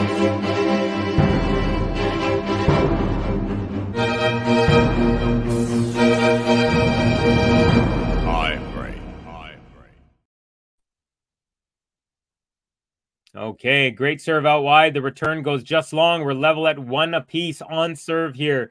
You had me going there, Covey. I thought it was in. Same here, buddy. I didn't hear anything from the lines. You know how the lines person usually, or like the automated lines person calls it. Covey, that was autocorrect. I meant Daniil, of course. Okay, that's what I thought, Gary. But hey, thank you for making me look because I was actually kind of curious as to what's going on. All right, 1-1, second serve. Hurkacz. Return from Alcaraz is a bullet cross court, and Hurkacz replies into the net with a forehand. And the first mini break goes to Carlitos. If Carlos wins this set, he wins the match. Novak not playing Cincy. Not sure about that, Kathy. I know I feel like he will be going to Cincy. I feel like it would be prudent of him to do so. And I also heard that he's playing doubles there. The crowd was so loud, no one heard. They all call thank you. And I think also, from what I recall, the TV saying, the closer the call is, like, so say if it's out by a millimeter, the automated thing will be louder. But if it's out by a few inches, Alcaraz with the +1 was an overhead, which he put away. He's up 3-1 real quick here. So if the ball lands in, obviously there's no call. There's no, they just keep playing. But if it's out and it's very, very close out by like a millimeter or 2, it's louder than if it was like 4 inches long, then it would be quieter. So when they did show the replay, it was about 4 inches long. So that's probably why they didn't do the loud close call kind of recording. Alcaraz with a +1 drop shot, and Hurkacz gets to it but pushes it long. And Alcaraz now up a couple of mini breaks, 4-1 here in this tiebreak. So Hurkacz got some work cut out for him. He'll need to hold both of these just to be down a break.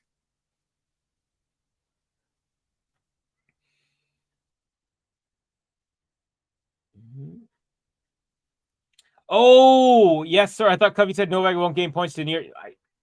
I meant Cincinnati. I meant he's not going to get points this week, and he's not going to get points till his next tournament, which Alcaraz up 5-1 now, and then Hurkacz sarcastically puts a thumbs up signal to his team. So I think maybe he's a little bit unhappy. Carlos the opposite. He's doing fist pumps to his box. So I misspoke there, Kathy. Yeah, Novak will gain points if he gets into if he plays in Cincy, and he won't lose. He has no points to lose because he didn't play anywhere in the States last year or Canada. So everything Novak gains is all his. Alcaraz lost in the first round of this tournament, so every match he wins is an add-on of points. So he got points for beating Shelton, as he got a bye in the first round. And then if he wins this one, it'll just keep riding up. So yeah, Cincinnati, his Joker has won Cincy a bunch. Good way to hone skills before the US for sure. No, you heard right. I was wrong. If he plays Cincy, he will gain points. No points to defend in Cincy. That's what I was trying to say. Thank you very much, Gary. You said you got it right. Got it. Covey, says Kathy. Hurkacz wins the next one, so it's now 5-2. No predictions in here. Well, actually, we did have some. We had Hurkacz. We have Carlos edge in the tiebreaker. And yeah, so we had a couple. Okay, Alcaraz now with the ball on his racket. He is serving at 5-2.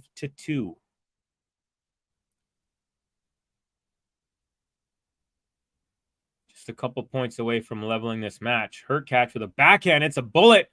And now he's got Alcaraz on the run. Oh, he had Alcaraz on the defense, but his next forehand shot went into the net.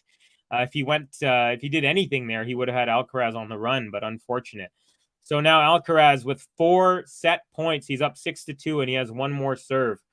Carlitos way, Carlos 7-3, says Abigail. So let's see.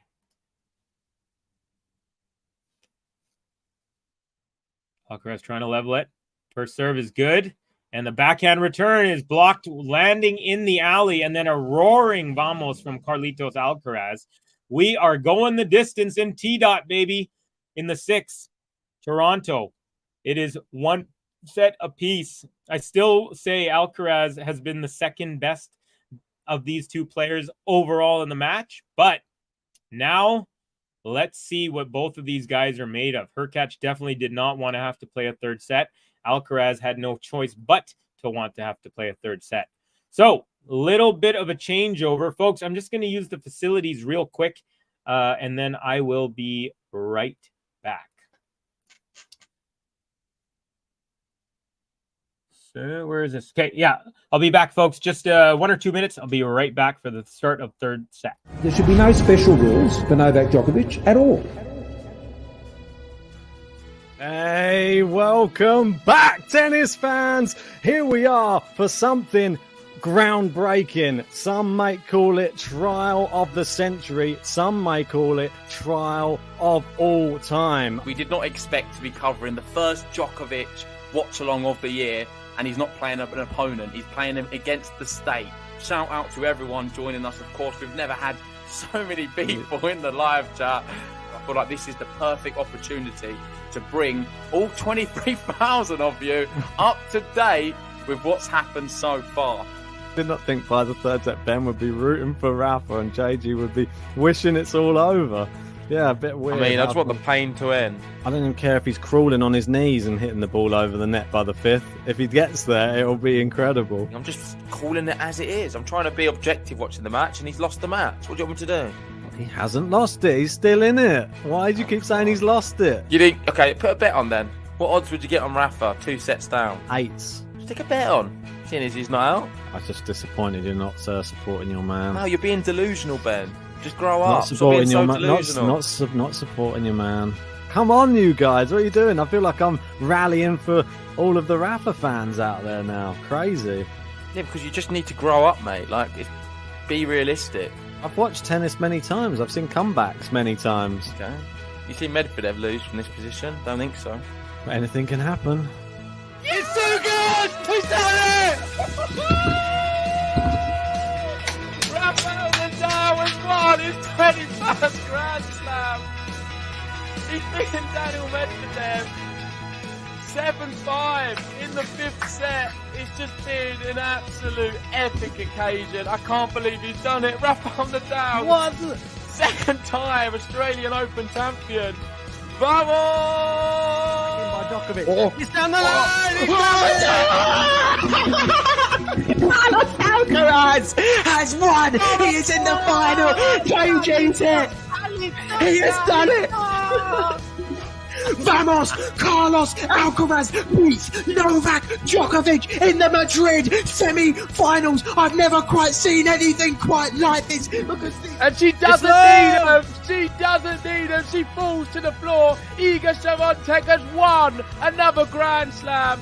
Amazing. Look at the emotion all over her face. They embrace at the net. Wow. Oh, Marin Cilic hits the forehand down the line.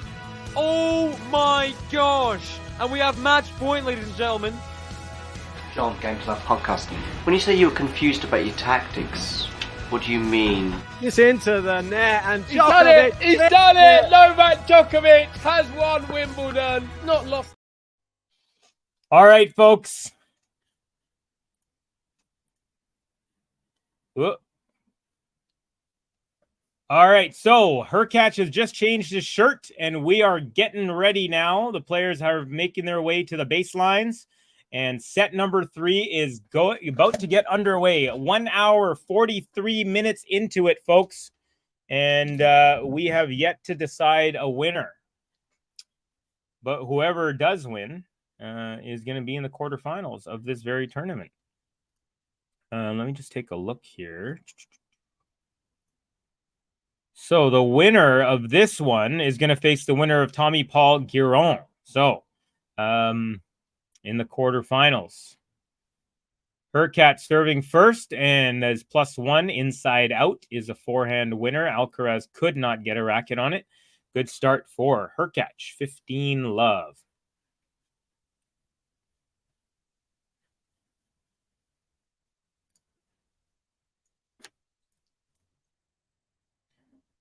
Okay, sending. All right, we got a nice little rally going. Forehand Alcaraz up the middle. Forehand Hurkacz. Forehand Alcaraz cross court. Forehand Hurkacz into the net. 15 all.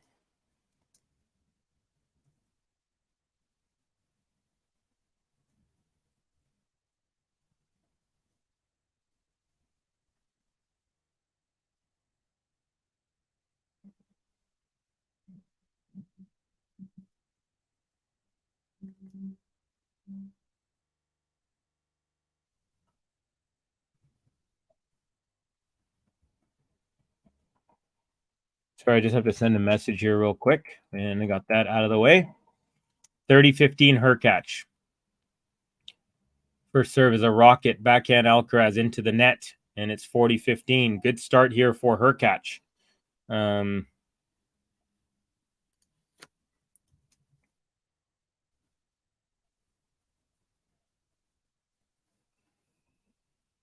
Game point for Hurkacz, and another ripper of a serve up the tee. That was a rocket, and did some very good, easy work for himself on that one. And Hurkacz holds to love, up 1 love in this decider.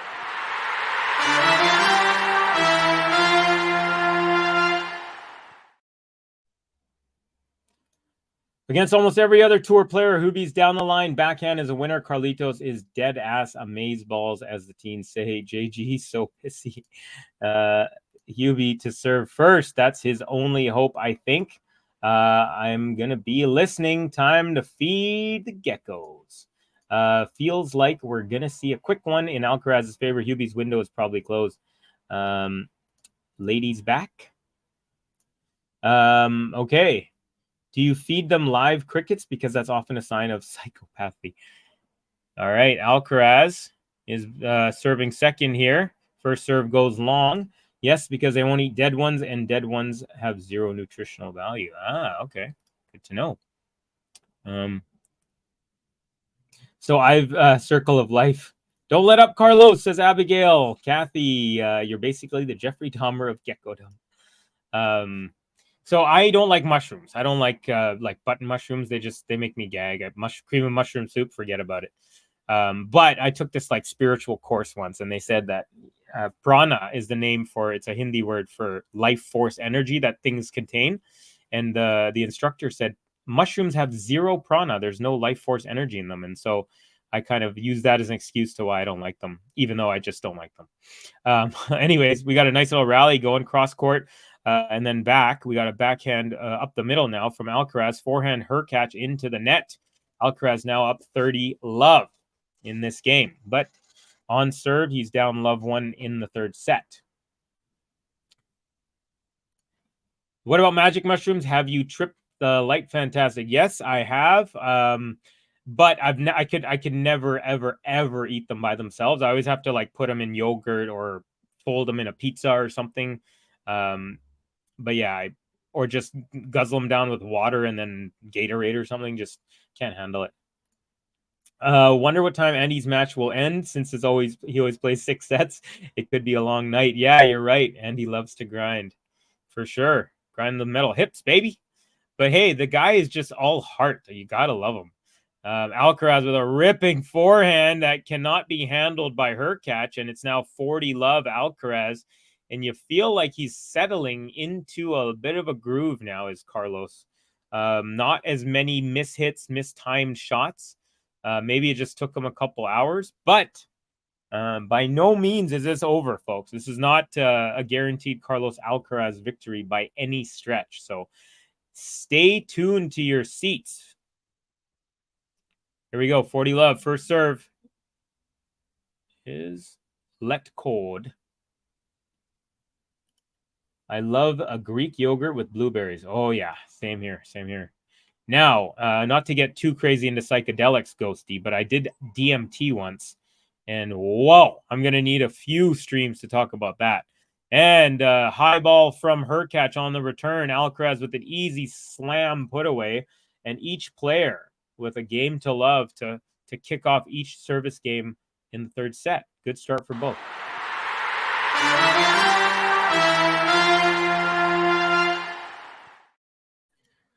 Abigail says there's an awesome classic rock LP by Leafhound called Growers of Mushroom.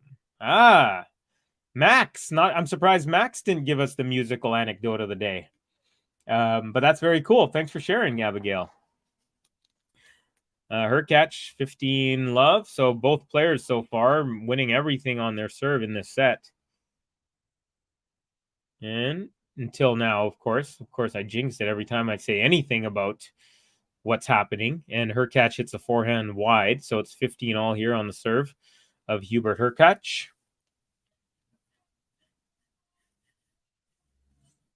It rocks, says Abigail.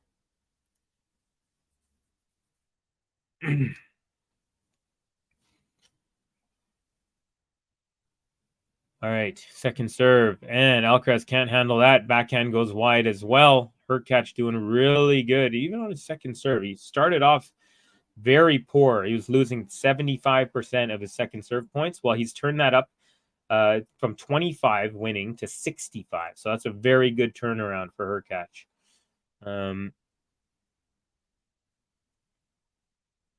Alcaraz, even though he's been outplayed, he's actually had 7 break points. To Hurkacz only has had 2. But Hurkacz is 2 for 2 on his break points, and Alcaraz is 1 for 7. So he's getting the opportunities, and he's not converting as much, but Hurkacz is literally converting on everything he's gotten. So he's been very efficient this match. 30 all here. Hurkacz back to level on his serve. Nice serve wide. Alcaraz block back return very deep. Hurkacz has to back up. Now we're going up the middle. Backhand slice Alcaraz. Backhand slice Hurkacz. Alcaraz goes topspin. So does Hurkacz now. Forehand Alcaraz. Forehand Hurkacz to the backhand of Alcaraz. Cross court. Lands right inside the line. Hurkacz again. Now Alcaraz up the line. Makes his way to the net. But no need as Hurkacz swings at the ball and misses. And it's now break point Alcaraz. So big moment here. I just mentioned that Hurkacz has saved 6 out of 7 Alcaraz breakpoint opportunities. Well, he's going to have to make it 7 for 8 unless he, if he wants to stay level here on serve in set number 3. Just a speculative thought. The big 3 all have their ball cap logos. When will Carlos have one, and what will it look like? Yeah, I was actually thinking that too. And interestingly, Vasek Pospisil, I have him on Instagram. he recently said, I've had this logo that I incorporated like 10 years ago, but I never use it. So he's like, I'm going to start using his logo. Oh, Alcaraz with a second serve forehand winner up the line. And he breaks first in the deciding third set here. So Alcaraz, folks, out of nowhere, is looking to take the first chunk of blood out of his opponent, and he has. So it's a break for Alcaraz. I said that weird. But anyways, Alcaraz.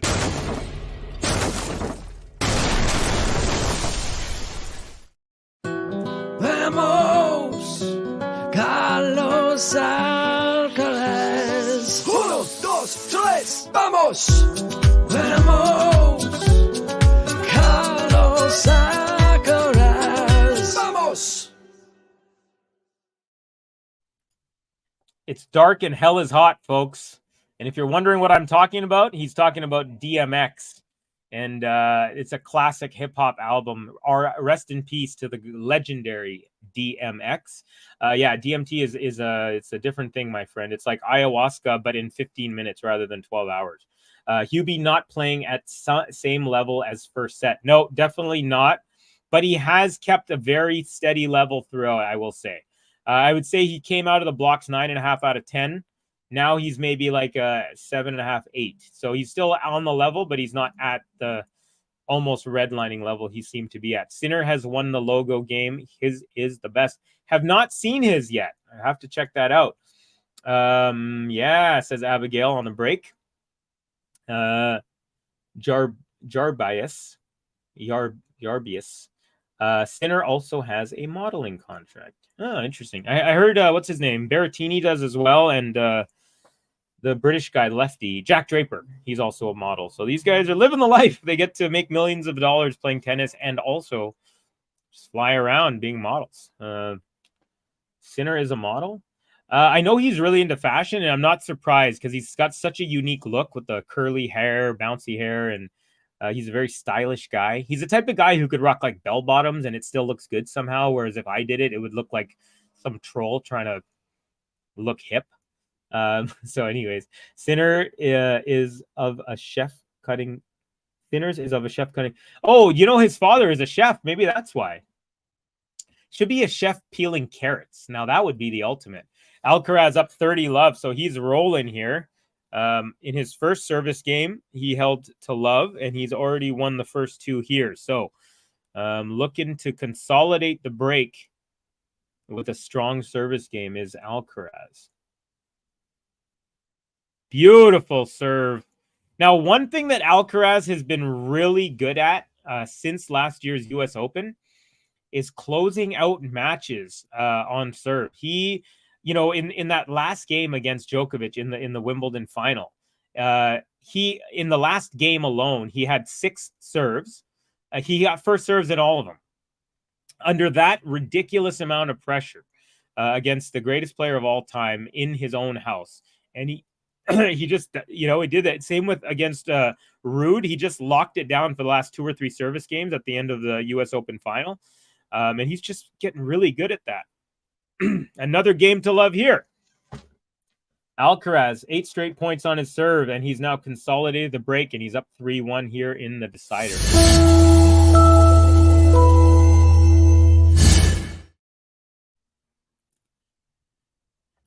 You got to know Sinner to get that. It's his papa. Sinner is so skinny, he has to shop at the kids section at Armani. Yeah.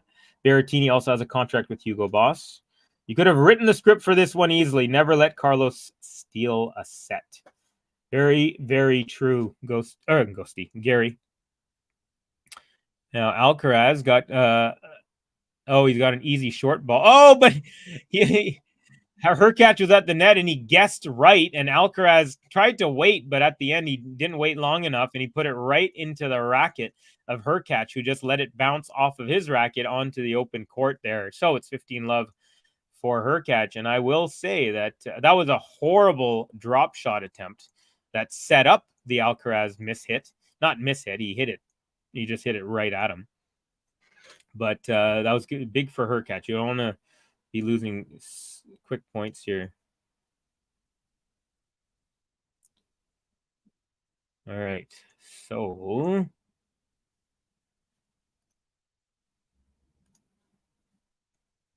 30 love now for Hubert Hurkacz. Looking very stylish, as mentioned before in the first set when talking about his kit. Ooh, it's a ripper of an ace, and it's now 40 love. Ghost laughing. Abigail laughing at the Ghost comment.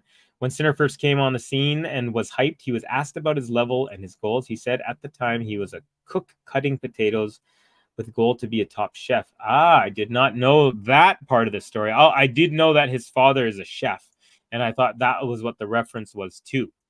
But that even makes it better. Thank you for sharing that, Kathy.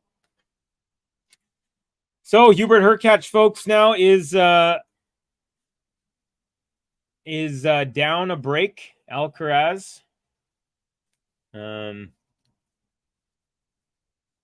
looking to just continue on here, keep this ball rolling until he can close out the match. But Hurkacz is going to have to find a way to get into an Alcaraz service game. As mentioned, Alcaraz in his 2 service games in this set has won all 8 points so far. So Hurkacz is going to have to find a way through that barrier. He'll get his chances if he sticks with it, but he's also got to make sure he holds now, because Alcaraz will smell blood if there's any blood to be smelled. I think smelt is not the word. What is Carlos' deal with the drop shots? Yeah, they haven't been getting winners, but I will say the mobility of Hurkacz today, he's looked more mobile than I've seen him in quite some time, or maybe ever. So I think that has something to do with it. He's also missed 2 or 3. So I think he's just generally not in his rhythm just yet. Yes, his dad is chef, so that's why that reference. Yeah, very cool. Always got to give props to Papa Bear, you know?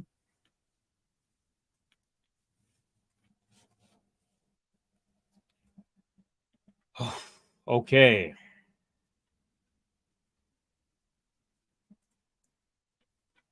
Alcaraz now. Will he continue just his lights out serving, or will Hurkacz find some pathway into an Alcaraz service game? We're about to find out. First serve is good. And then Alcaraz with a drop shot +1. And this one works, Abigail. So maybe he heard us talking CRAP about his drop shots. I've seen pasta with more girth than Sinner and Berrettini's legs. Yeah, Berrettini has chicken legs for sure. That service game by Carlos to win Wimbledon was magnificent. It was similar to Novak making 0 errors in tiebreaks in Paris. Yeah, that's a very good comparison in terms of like the height of pressure that they dealt with and the fact that they were able to not miss anything. Very good, Gary. That's a phenomenal analogy there. 214 kilometers, and it's an ace for Alcaraz. Again, 30 love with just 2 swings of the racket. Hurkacz, 7 aces, but Alcaraz with 3. And it's not a number you would expect. You'd think it would be closer to double digits for Hurkacz, like normal. Another first serve ace from Alcaraz, and he's up 40 love. So this is exactly what I was talking about in the middle of that last service game. He's learned how to lock it down. He's not going to do it every match of his career. He's going to blow some here and there. But right now, points on serve, 11 for 11 here in the third set. So as the going gets tough, Alcaraz gets moving, boys and girls. Another unreturned serve, 4 swings of the racket, and Alcaraz is up 4-2. And that is quite a serving performance there. So now 12 for 12. On his serves in this set, and now just 2 games away. His telepathy, says Abigail. Yeah, he can feel us. He can hear us. If Berrettini stands on one leg, he looks like a caramel blow pop, or like a stork or something, or like a flamingo. All right, second serve from Hurkacz, which is something Alcaraz doesn't have to hit because he's so money on those. And Hurkacz tries to go drop shot on the +1. That is not his bread and butter, and it went into the net. So, this is a sign of when players getting tight is they're doing stuff that they weren't doing that made them successful the whole match long. His mobility has been a huge factor. So instead of making Alcaraz run, he's been the guy who's been on fire on the run. So I don't think he should try to change that up. Try to keep using that energy and momentum. Another +1 long from Hurkacz, and now it's real quickly love 30, and things starting to look like they're unraveling for Hubert Hurkacz. Unfortunate. Alcaraz 20 winners, 31 unforced. Hurkacz 19 winners, 41 unforced. And just wide on the first serve is Hurkacz there.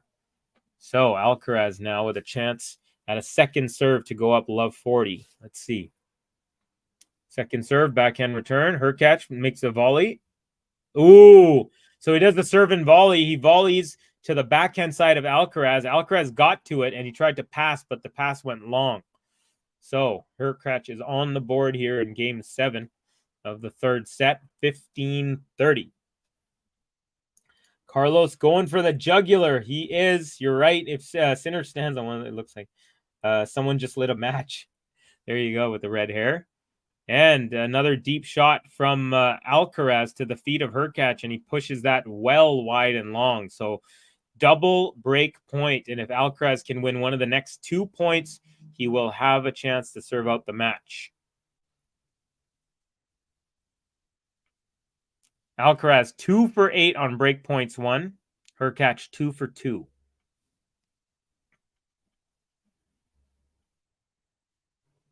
First serve is a let. So another first serve coming up here for Hurkacz. Hurkacz's body language has really kind of gone, looked a little more dejected in the last few minutes. His shoulders are slouching a bit. Yeah. Unfortunate, man. He was running at 80 miles an hour for the first couple of sets. But the end of that set, that tiebreak, Alcaraz just kind of separated himself, and he's kind of kept that separation since the tiebreak. Second serve now. Alcaraz blocks it back. Forehand up the line. Hurkacz. Alcaraz tries to go cross court, but Hurkacz is there. Oh, Alcaraz actually got to that. And then he got to another one, does a circus shot behind the back, but Hurkacz at the net does an overhead. And then he asks the crowd for a little love, asks him to raise his hands. Alcaraz still smiling while he loses the point in the middle of a third set here. So you got to love the attitude. And also you got to like that Hurkacz is still in it and still trying to get the crowd on his side. So that shows that he doesn't think it's over, which is good. Man, Alcaraz had one ball he had no business getting to. Then he does the circus. It's kind of like the squash, like behind the back. It's like the tweener, but instead of going between the legs, it's off to one side. So he did one of those. 2 hours and 5 minutes into this one now. Hurkacz still facing a break point, 30-40. And the +1. Oh, Alcaraz with a running pass cross court winner for the break. And I think that's going to break the back of Hurkacz. That's a tough one to handle. The crowd are on their feet now. Alcaraz asking them, but they also did it of their own volition after seeing him rocket around the court, hitting that forehand.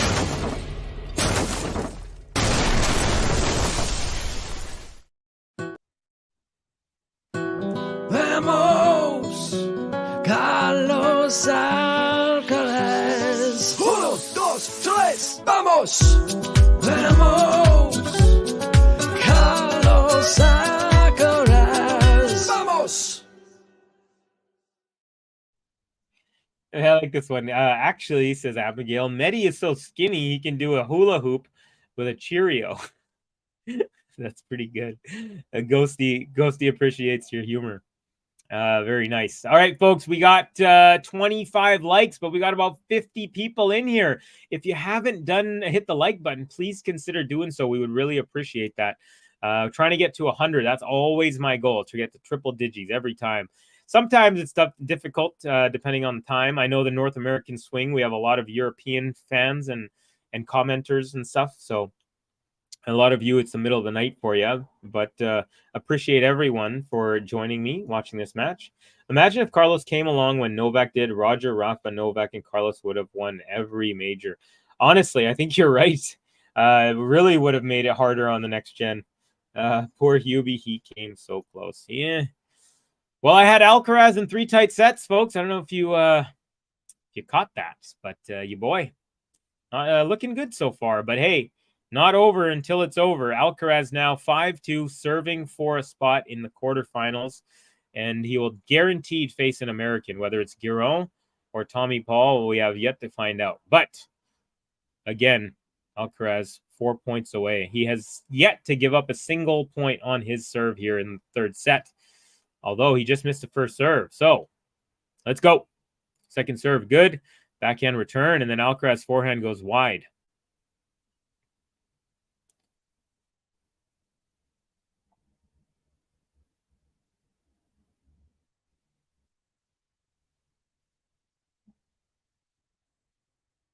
Okay.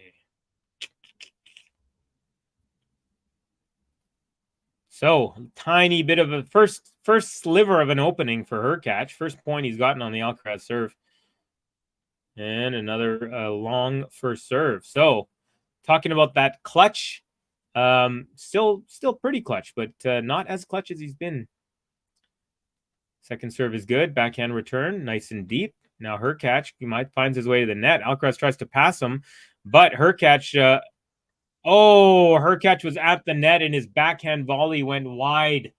He would have had the point. He would have been up love 30. But instead, it's now 15-all. Alcaraz just 3 points away. Alcaraz made him hit 2 volleys. The first one was a good one, made Alcaraz move. The second one is the one that he will want back because he just angled it too far wide. Unfortunate there. Here we go. 15-all. First serve is long. Abigail, awesome. Thanks, Gary. Before I sign off, great video on YouTube of Let's Talk with Ash Barty. Great analysis about the psychology she developed about winning and losing. Very, very interesting. Thank you for sharing that. We'll have to write a note of that. Alcaraz, a little haywire on a forehand there. Tried to put a little too much, little showboat action on that.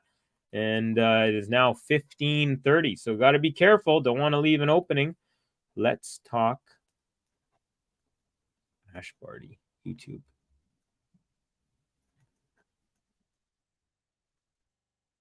Perfect. Thank you, Yarbius, or Jarbius. Sorry if I'm spelling your name wrong. Thanks for the recommendation, says Ghosty as well. All right, good first serve. Now we got a rally going. Forehand up the line from Hurkacz. Alcaraz with a nice defensive backhand chop. And Hurkacz makes his way to the net. Alcaraz with a dipping backhand volley from Hurkacz again goes wide, back to level 30-all. So Hurkacz is taking the chances. He's making his way to the net. He's forcing Alcaraz to shorten the points. But he's just unfortunately missing the last shot. The execution of the last shot has been a little off. Net points won, 11 for 15 Alcaraz, 17 for 27 Hurkacz. So it's been very successful for both players. Here we go, 30-all. Alcaraz, first serve. It's a good one out wide, and it's a very short ball return. Alcaraz with an easy inside-out forehand winner. And that sets up our first match point of the day. Match point. All right, the match is on the racket of Carlitos Alcaraz. 1 point away from a spot in the final 8, quarterfinal. Let's see. Match point, folks. Toss is up. Serve is a let. We have another first serve on the way.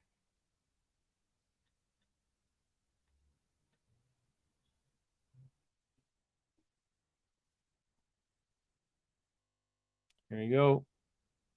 First serve is good. Return up the middle. Forehand Alcaraz. Forehand Hurkacz. Backhand drop shot Alcaraz. And it goes off the tape. So, not over yet. We're at deuce. Alcaraz tried to finesse that one into the round of 8, but was unable to put that ball over the net. And Hurkacz remains alive for at least a couple more points.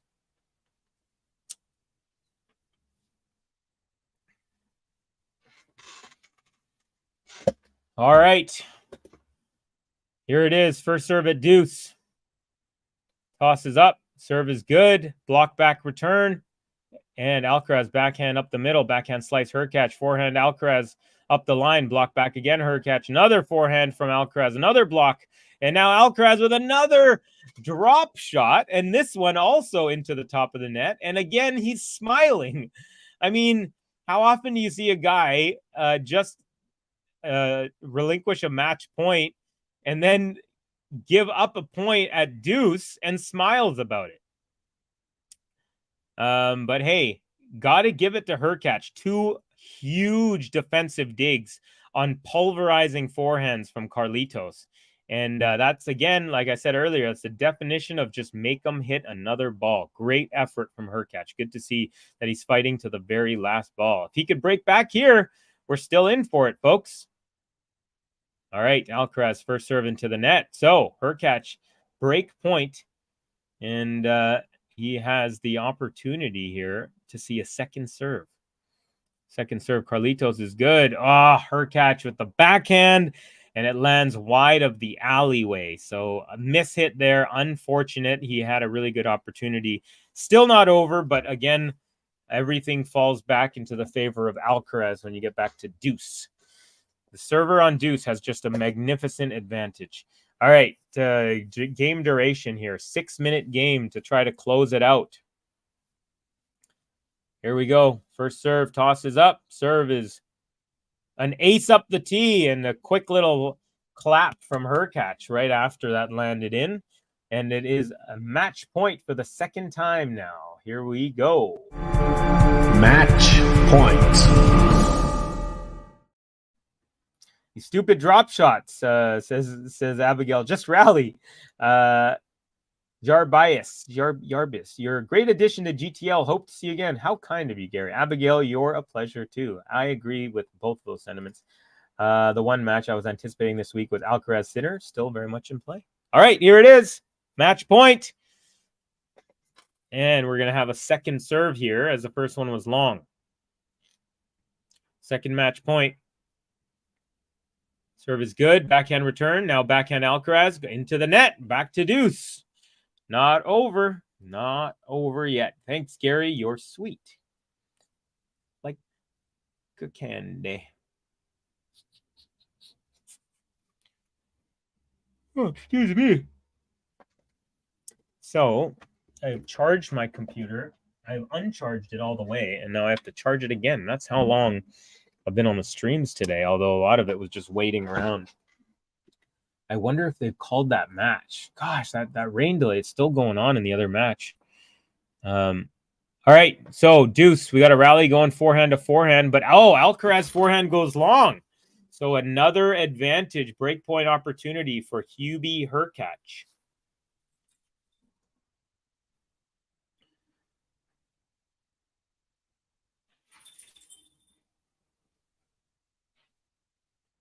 All right, so it's close to 7 minutes now. Hurkacz 2 for 3 in breakpoints so far in this match. Alcaraz 3 for 10.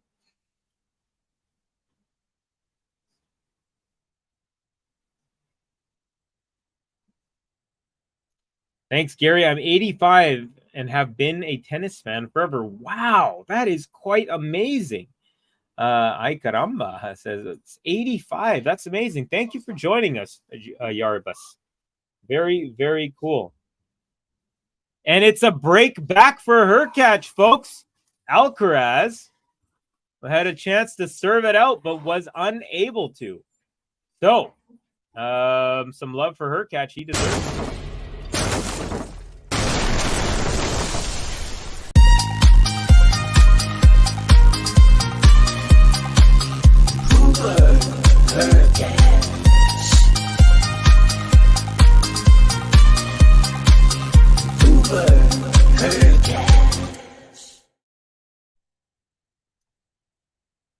Kathy, no Covey. The ladies are playing third set. Iga up a break in the third, 4-3.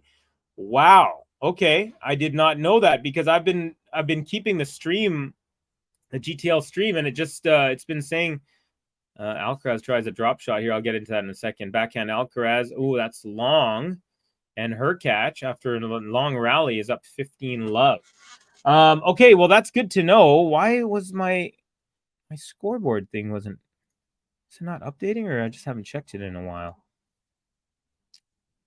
Yeah, okay. Iga's up 5-3 in the third set. Muhova right now serving at 3-5 to stay in the match. Kasatkina has beaten Bozkova. Thank you again, Gary, for teaching me. Bozkova. Vondrosova is also playing very early. Goff is up 1-0 in that one.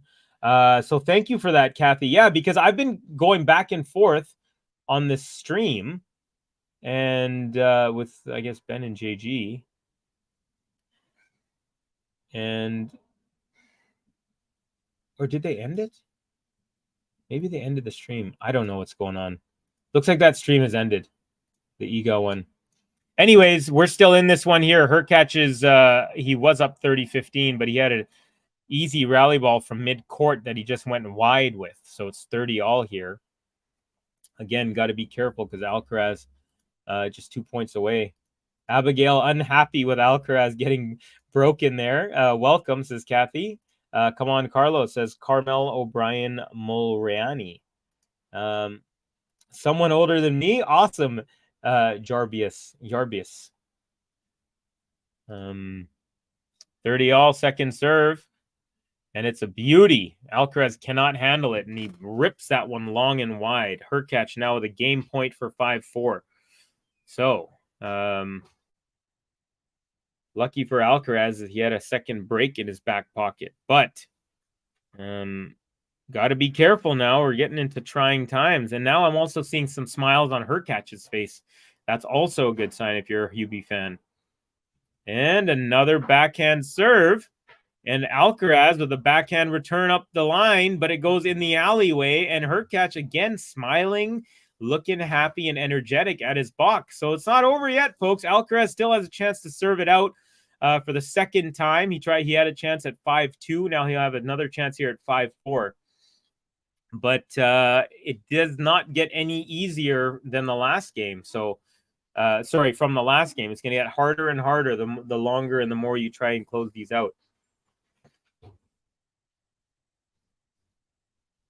Yarby in the US to clarify my username. So is it a hard J or is it a Yarby like for example like Swedes where they say like the Y instead of the J. Jarby in the US. Love it. Jarby or Yarby. Yeah, I'm curious to know if it's Jarby or Yarby. But either way, it's been great chatting with you and yeah. 25 likes, folks. Let's see if we can get to 50. Can we do it? Is it possible? I think it's possible. Iga Swiatek. So Muchova now is serving 40-30, and she's down 3-4. She's serving to stay in the match.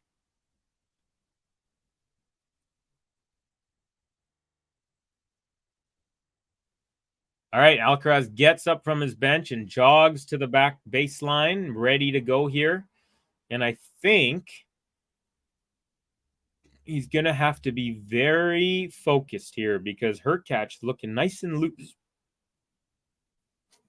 Here we go. Alcaraz for the second time in this set. For the second time in 2 service games. He's looking to close out the match. He had 2 match points in the last one. Unable to convert. First serve is good. Backhand return across court. Alcaraz forehand into the net. So the pressure mounts. Now it's love 15.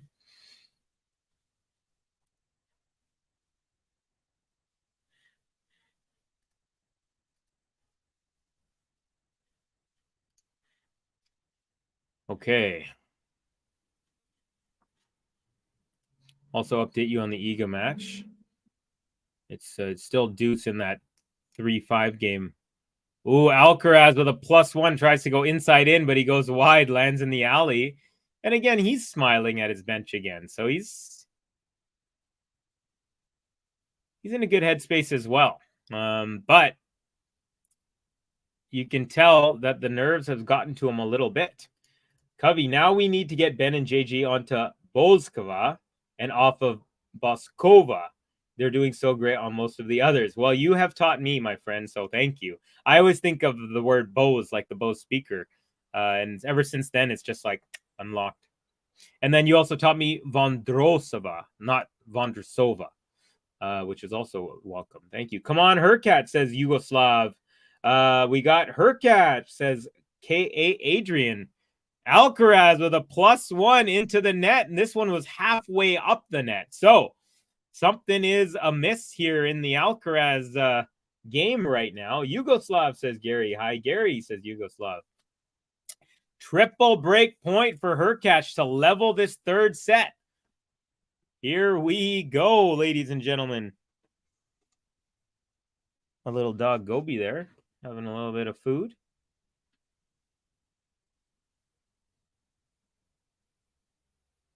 Okay, 40 love. Or sorry, love 40. First serve, Alcaraz off the let cord and in. So another first serve on the way.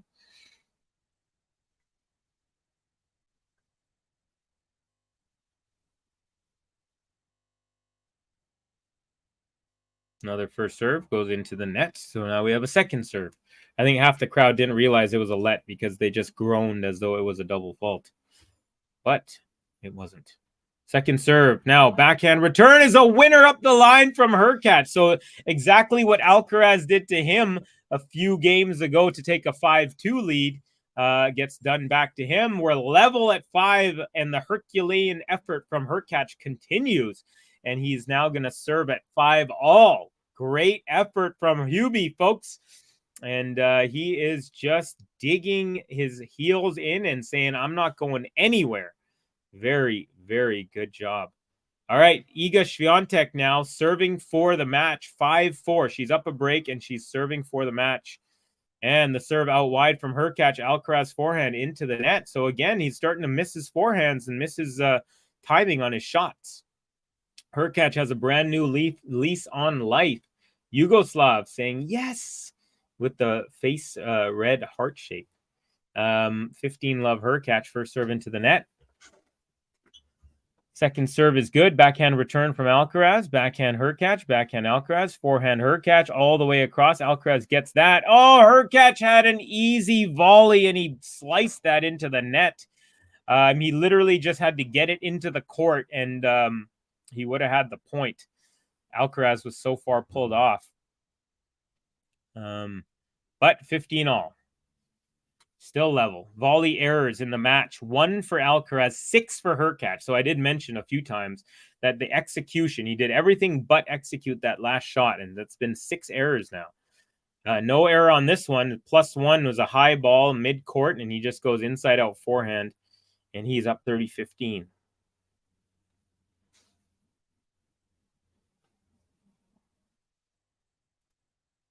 Carlos, what the gay? I don't follow you, Gary. Do you mean what the hey? I think you mean what the hey. Yeah. I'm going to guess that you meant what the hey. And Hurkacz, we're into a rally here. Forehand cross court. Now forehand Alcaraz. That goes long and wide as well.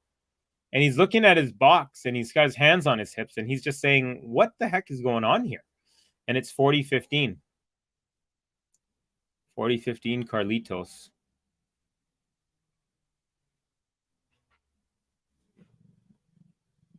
Iga Swiatek now has triple match point, folks. She's up 40 love against Muchova in the third set. She's up 5-4, so triple match point.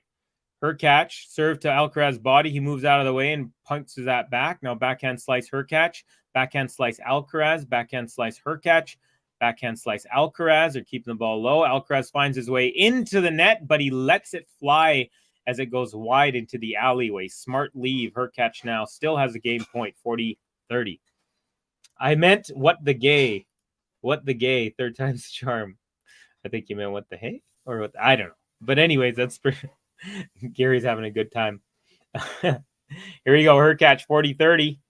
And first serve into the net. Alcaraz will have a look at a second serve.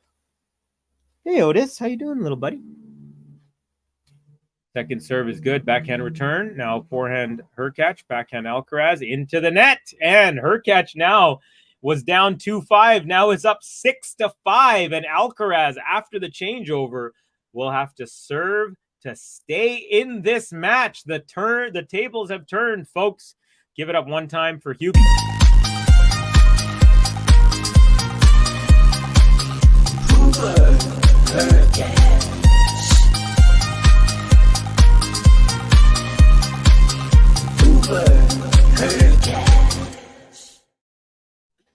Well, Hubert Hurkacz is trying to do what Iga Swiatek just did, and that's win the match. Iga just won match point against Karolina Muchova, and now takes a 2-1 lead in their overall head-to-head, as it was tied at 1 going into this one. Great effort, it looks like, from Swiatek over... The match started at 9:30 my time, and it's 6:30 right now in my time. So 9 hours it took her to finish that match. Obviously not because it took so long and it was long. It was all because of the rain delay. But it's annoying as heck to have to play through all of that and wait. So, but lucky now for Iga, she won't have to have I guess whoever's playing after, they're going to have to maybe play double matches. The people who weren't lucky enough to get their matches outdone in Montreal there. So Hurkacz nice and calm, and he's just 4 points away from a spot in the next round. But Alcaraz now serving. He's serving to stay in it and to force a tiebreak. Folks, we are officially into the...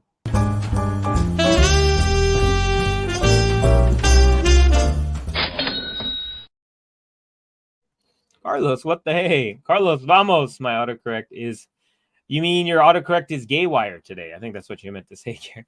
Okay, here we go. Alcaraz first serve is good. Deep return is a nice one from Hurkacz. Now he's on the offense, makes his way to the net, but Alcaraz passes him with a crazy backhand sliding two-hander up the line. What? I did not think that he had any chance halfway through that point. The crowd is on their feet. That could be just what the doctor ordered for Carlitos to get himself out of this mini funk he's been in since he was up 5-2. Hurkacz didn't do anything wrong, but man, that sliding backhand, very reminiscent of the one and only Novak. All right, first serve is good, and the forehand +1 is a winner up the line. 30 love Alcaraz, so it looks like he's turned it on right all of a sudden.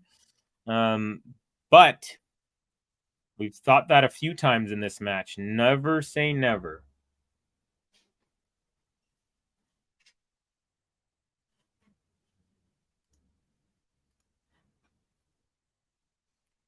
Okay, 30 love here. Alcaraz trying to force a tiebreak.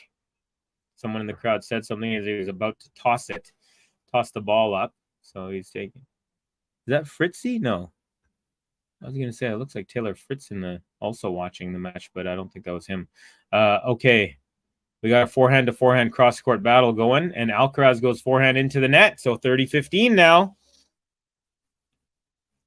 Hurkacz just constantly putting pressure here on Alcaraz in the last 15-20 minutes. Starting with a 7-minute game at... they're showing some stats. Alcaraz's forehand and backhand spin rates, the top spin speed. They've gone down 12% on the forehand side, and 12 kilometers an hour on the forehand and 12 kilometers an hour on the backhand side. So... that means he's tightening up. That means he's not swinging as freely. And Alcaraz is the guy who always swings freely. So you could tell the nerves are kicking in a little bit. 30-15, second serve. And it's a backhand return that goes long. So an easy point for Hurkacz. For Alcaraz. Hurkacz does not want to be giving those away, especially at this juncture. Now it's double game point for Alcaraz to force a third set tiebreak. So these guys have played 4 sets between them so far. 3 of them have gone tie breaks. Alcaraz has won all 3 of the tiebreak sets. Hurkacz won the first set in this one 6-3. That was the only set that did not go to tiebreak. And now Alcaraz has forced a tiebreak as he gets an ace out wide. So, folks, let's get your prediction. Who you think is going to win? What's the score going to be right after this?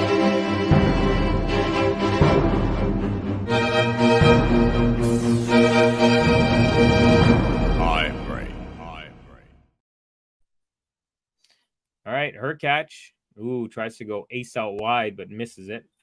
Okay, raise your hand if you saw this coming. Only died in the Wool Hubie fans, right? I honestly don't even know if they would have thought that at 2-5. And second serve is good. Return from Alcaraz long. I think Carlos win. Hubie don't have the killer instinct. Yeah, that's the one thing that he's sometimes had a lack of display, but today he's looked pretty good. Alcaraz, says Yugoslav. So it's 1-love. Hurkacz, we're on serve.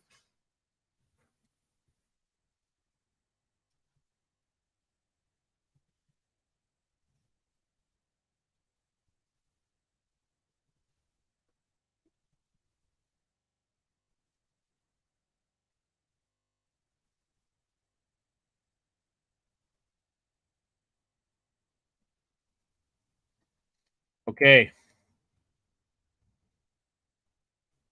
Okay, Alcaraz wins second serve, and Hubie's return goes long. So I'm just sending a quick message here.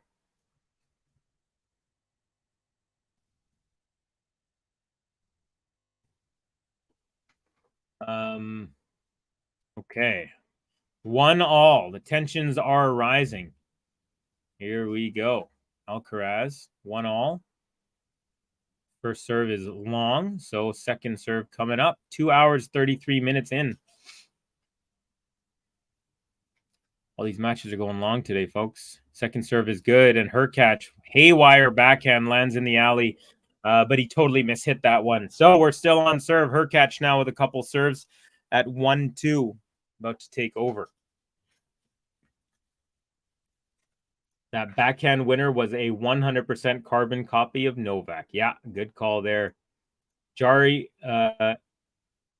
saying 8-6 Carlos. I never thought Carlos would choke like this. He needs to work on his killer instinct.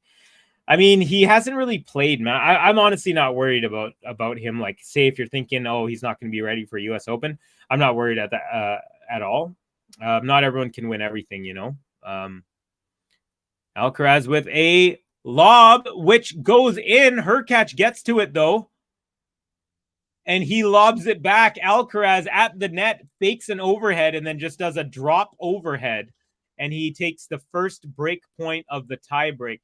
Sorry, takes the first mini break of the tie break, and it's 3-1 Carlitos.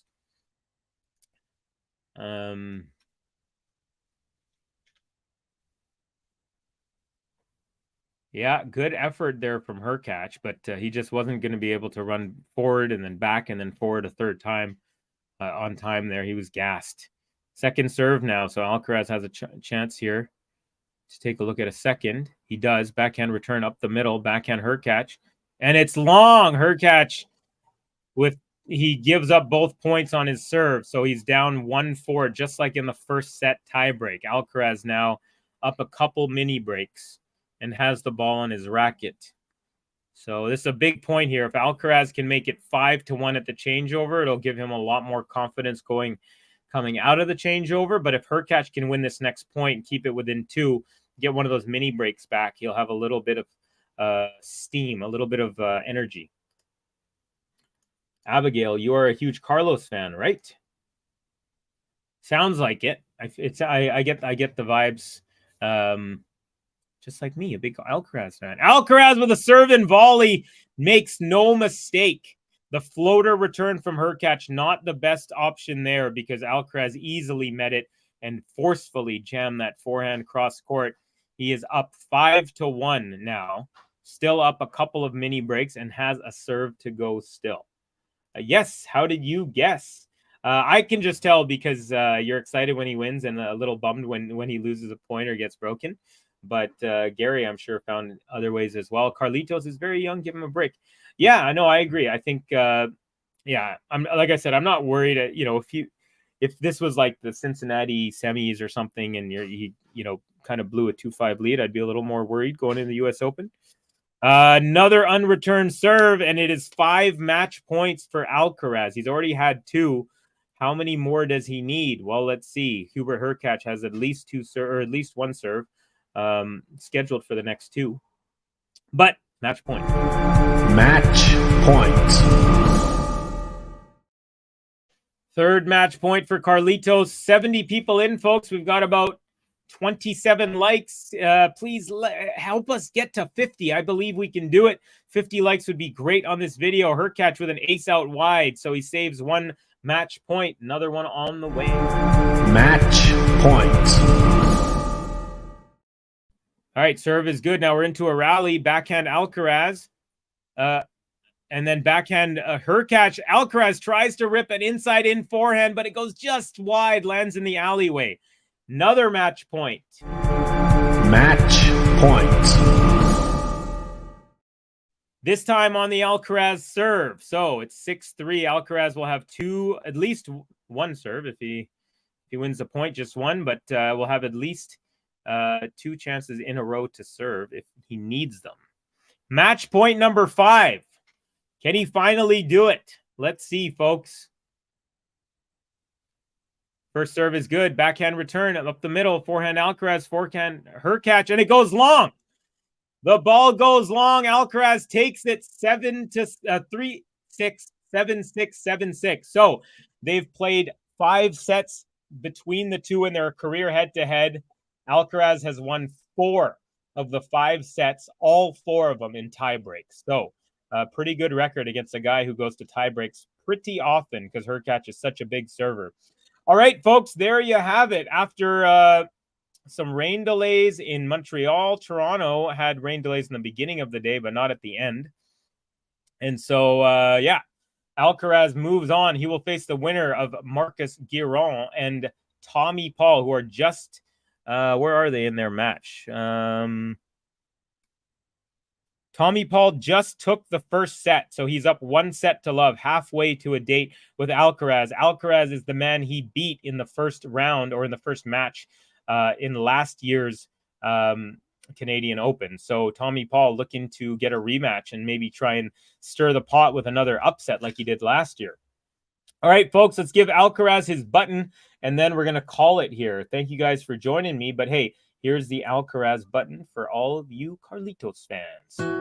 Vamos, Carlos Alcaraz. 1, 2, 3, vamos. Vamos, Carlos Alcaraz. Vamos. All right. Yugoslav saying she loves Spaniards, was a Rafa fan. Abigail, if we get another Carlos Nole Grand Slam final in New York, we'll be on opposite sides. It'll be fun if it happens. I guess so. Vamos, Carlos. We'll have to be better. He'll have to be better if he meets Yannick this week. Yeah, I think so too. It's funny thing about Yannick is I feel like Yannick has a better shot against Carlos than he does to get to play Carlos. He's more apt to lose to maybe an average player on the way, but he has a 3-3 record against Alcaraz. So yeah, I'm really hoping for that. Basically, I'm hoping for Yannick Sinner and Alcaraz or Alcaraz and Djokovic at every possible tournament that's a possible matchup. I always want to see those as much as possible. Anyways, there you go, everyone. Thank you guys for joining me. I'll read through a couple more comments. We got Darby saying great even-handed commentary. Thank you very much. I'm glad you enjoyed it and you felt that it was even. I definitely strive to do that. I think Carlos is still hungover from his Wimbledon. Yeah, he might be. All right, folks. Well, that's going to do it for me. I've been in front of the screen quite a bit today.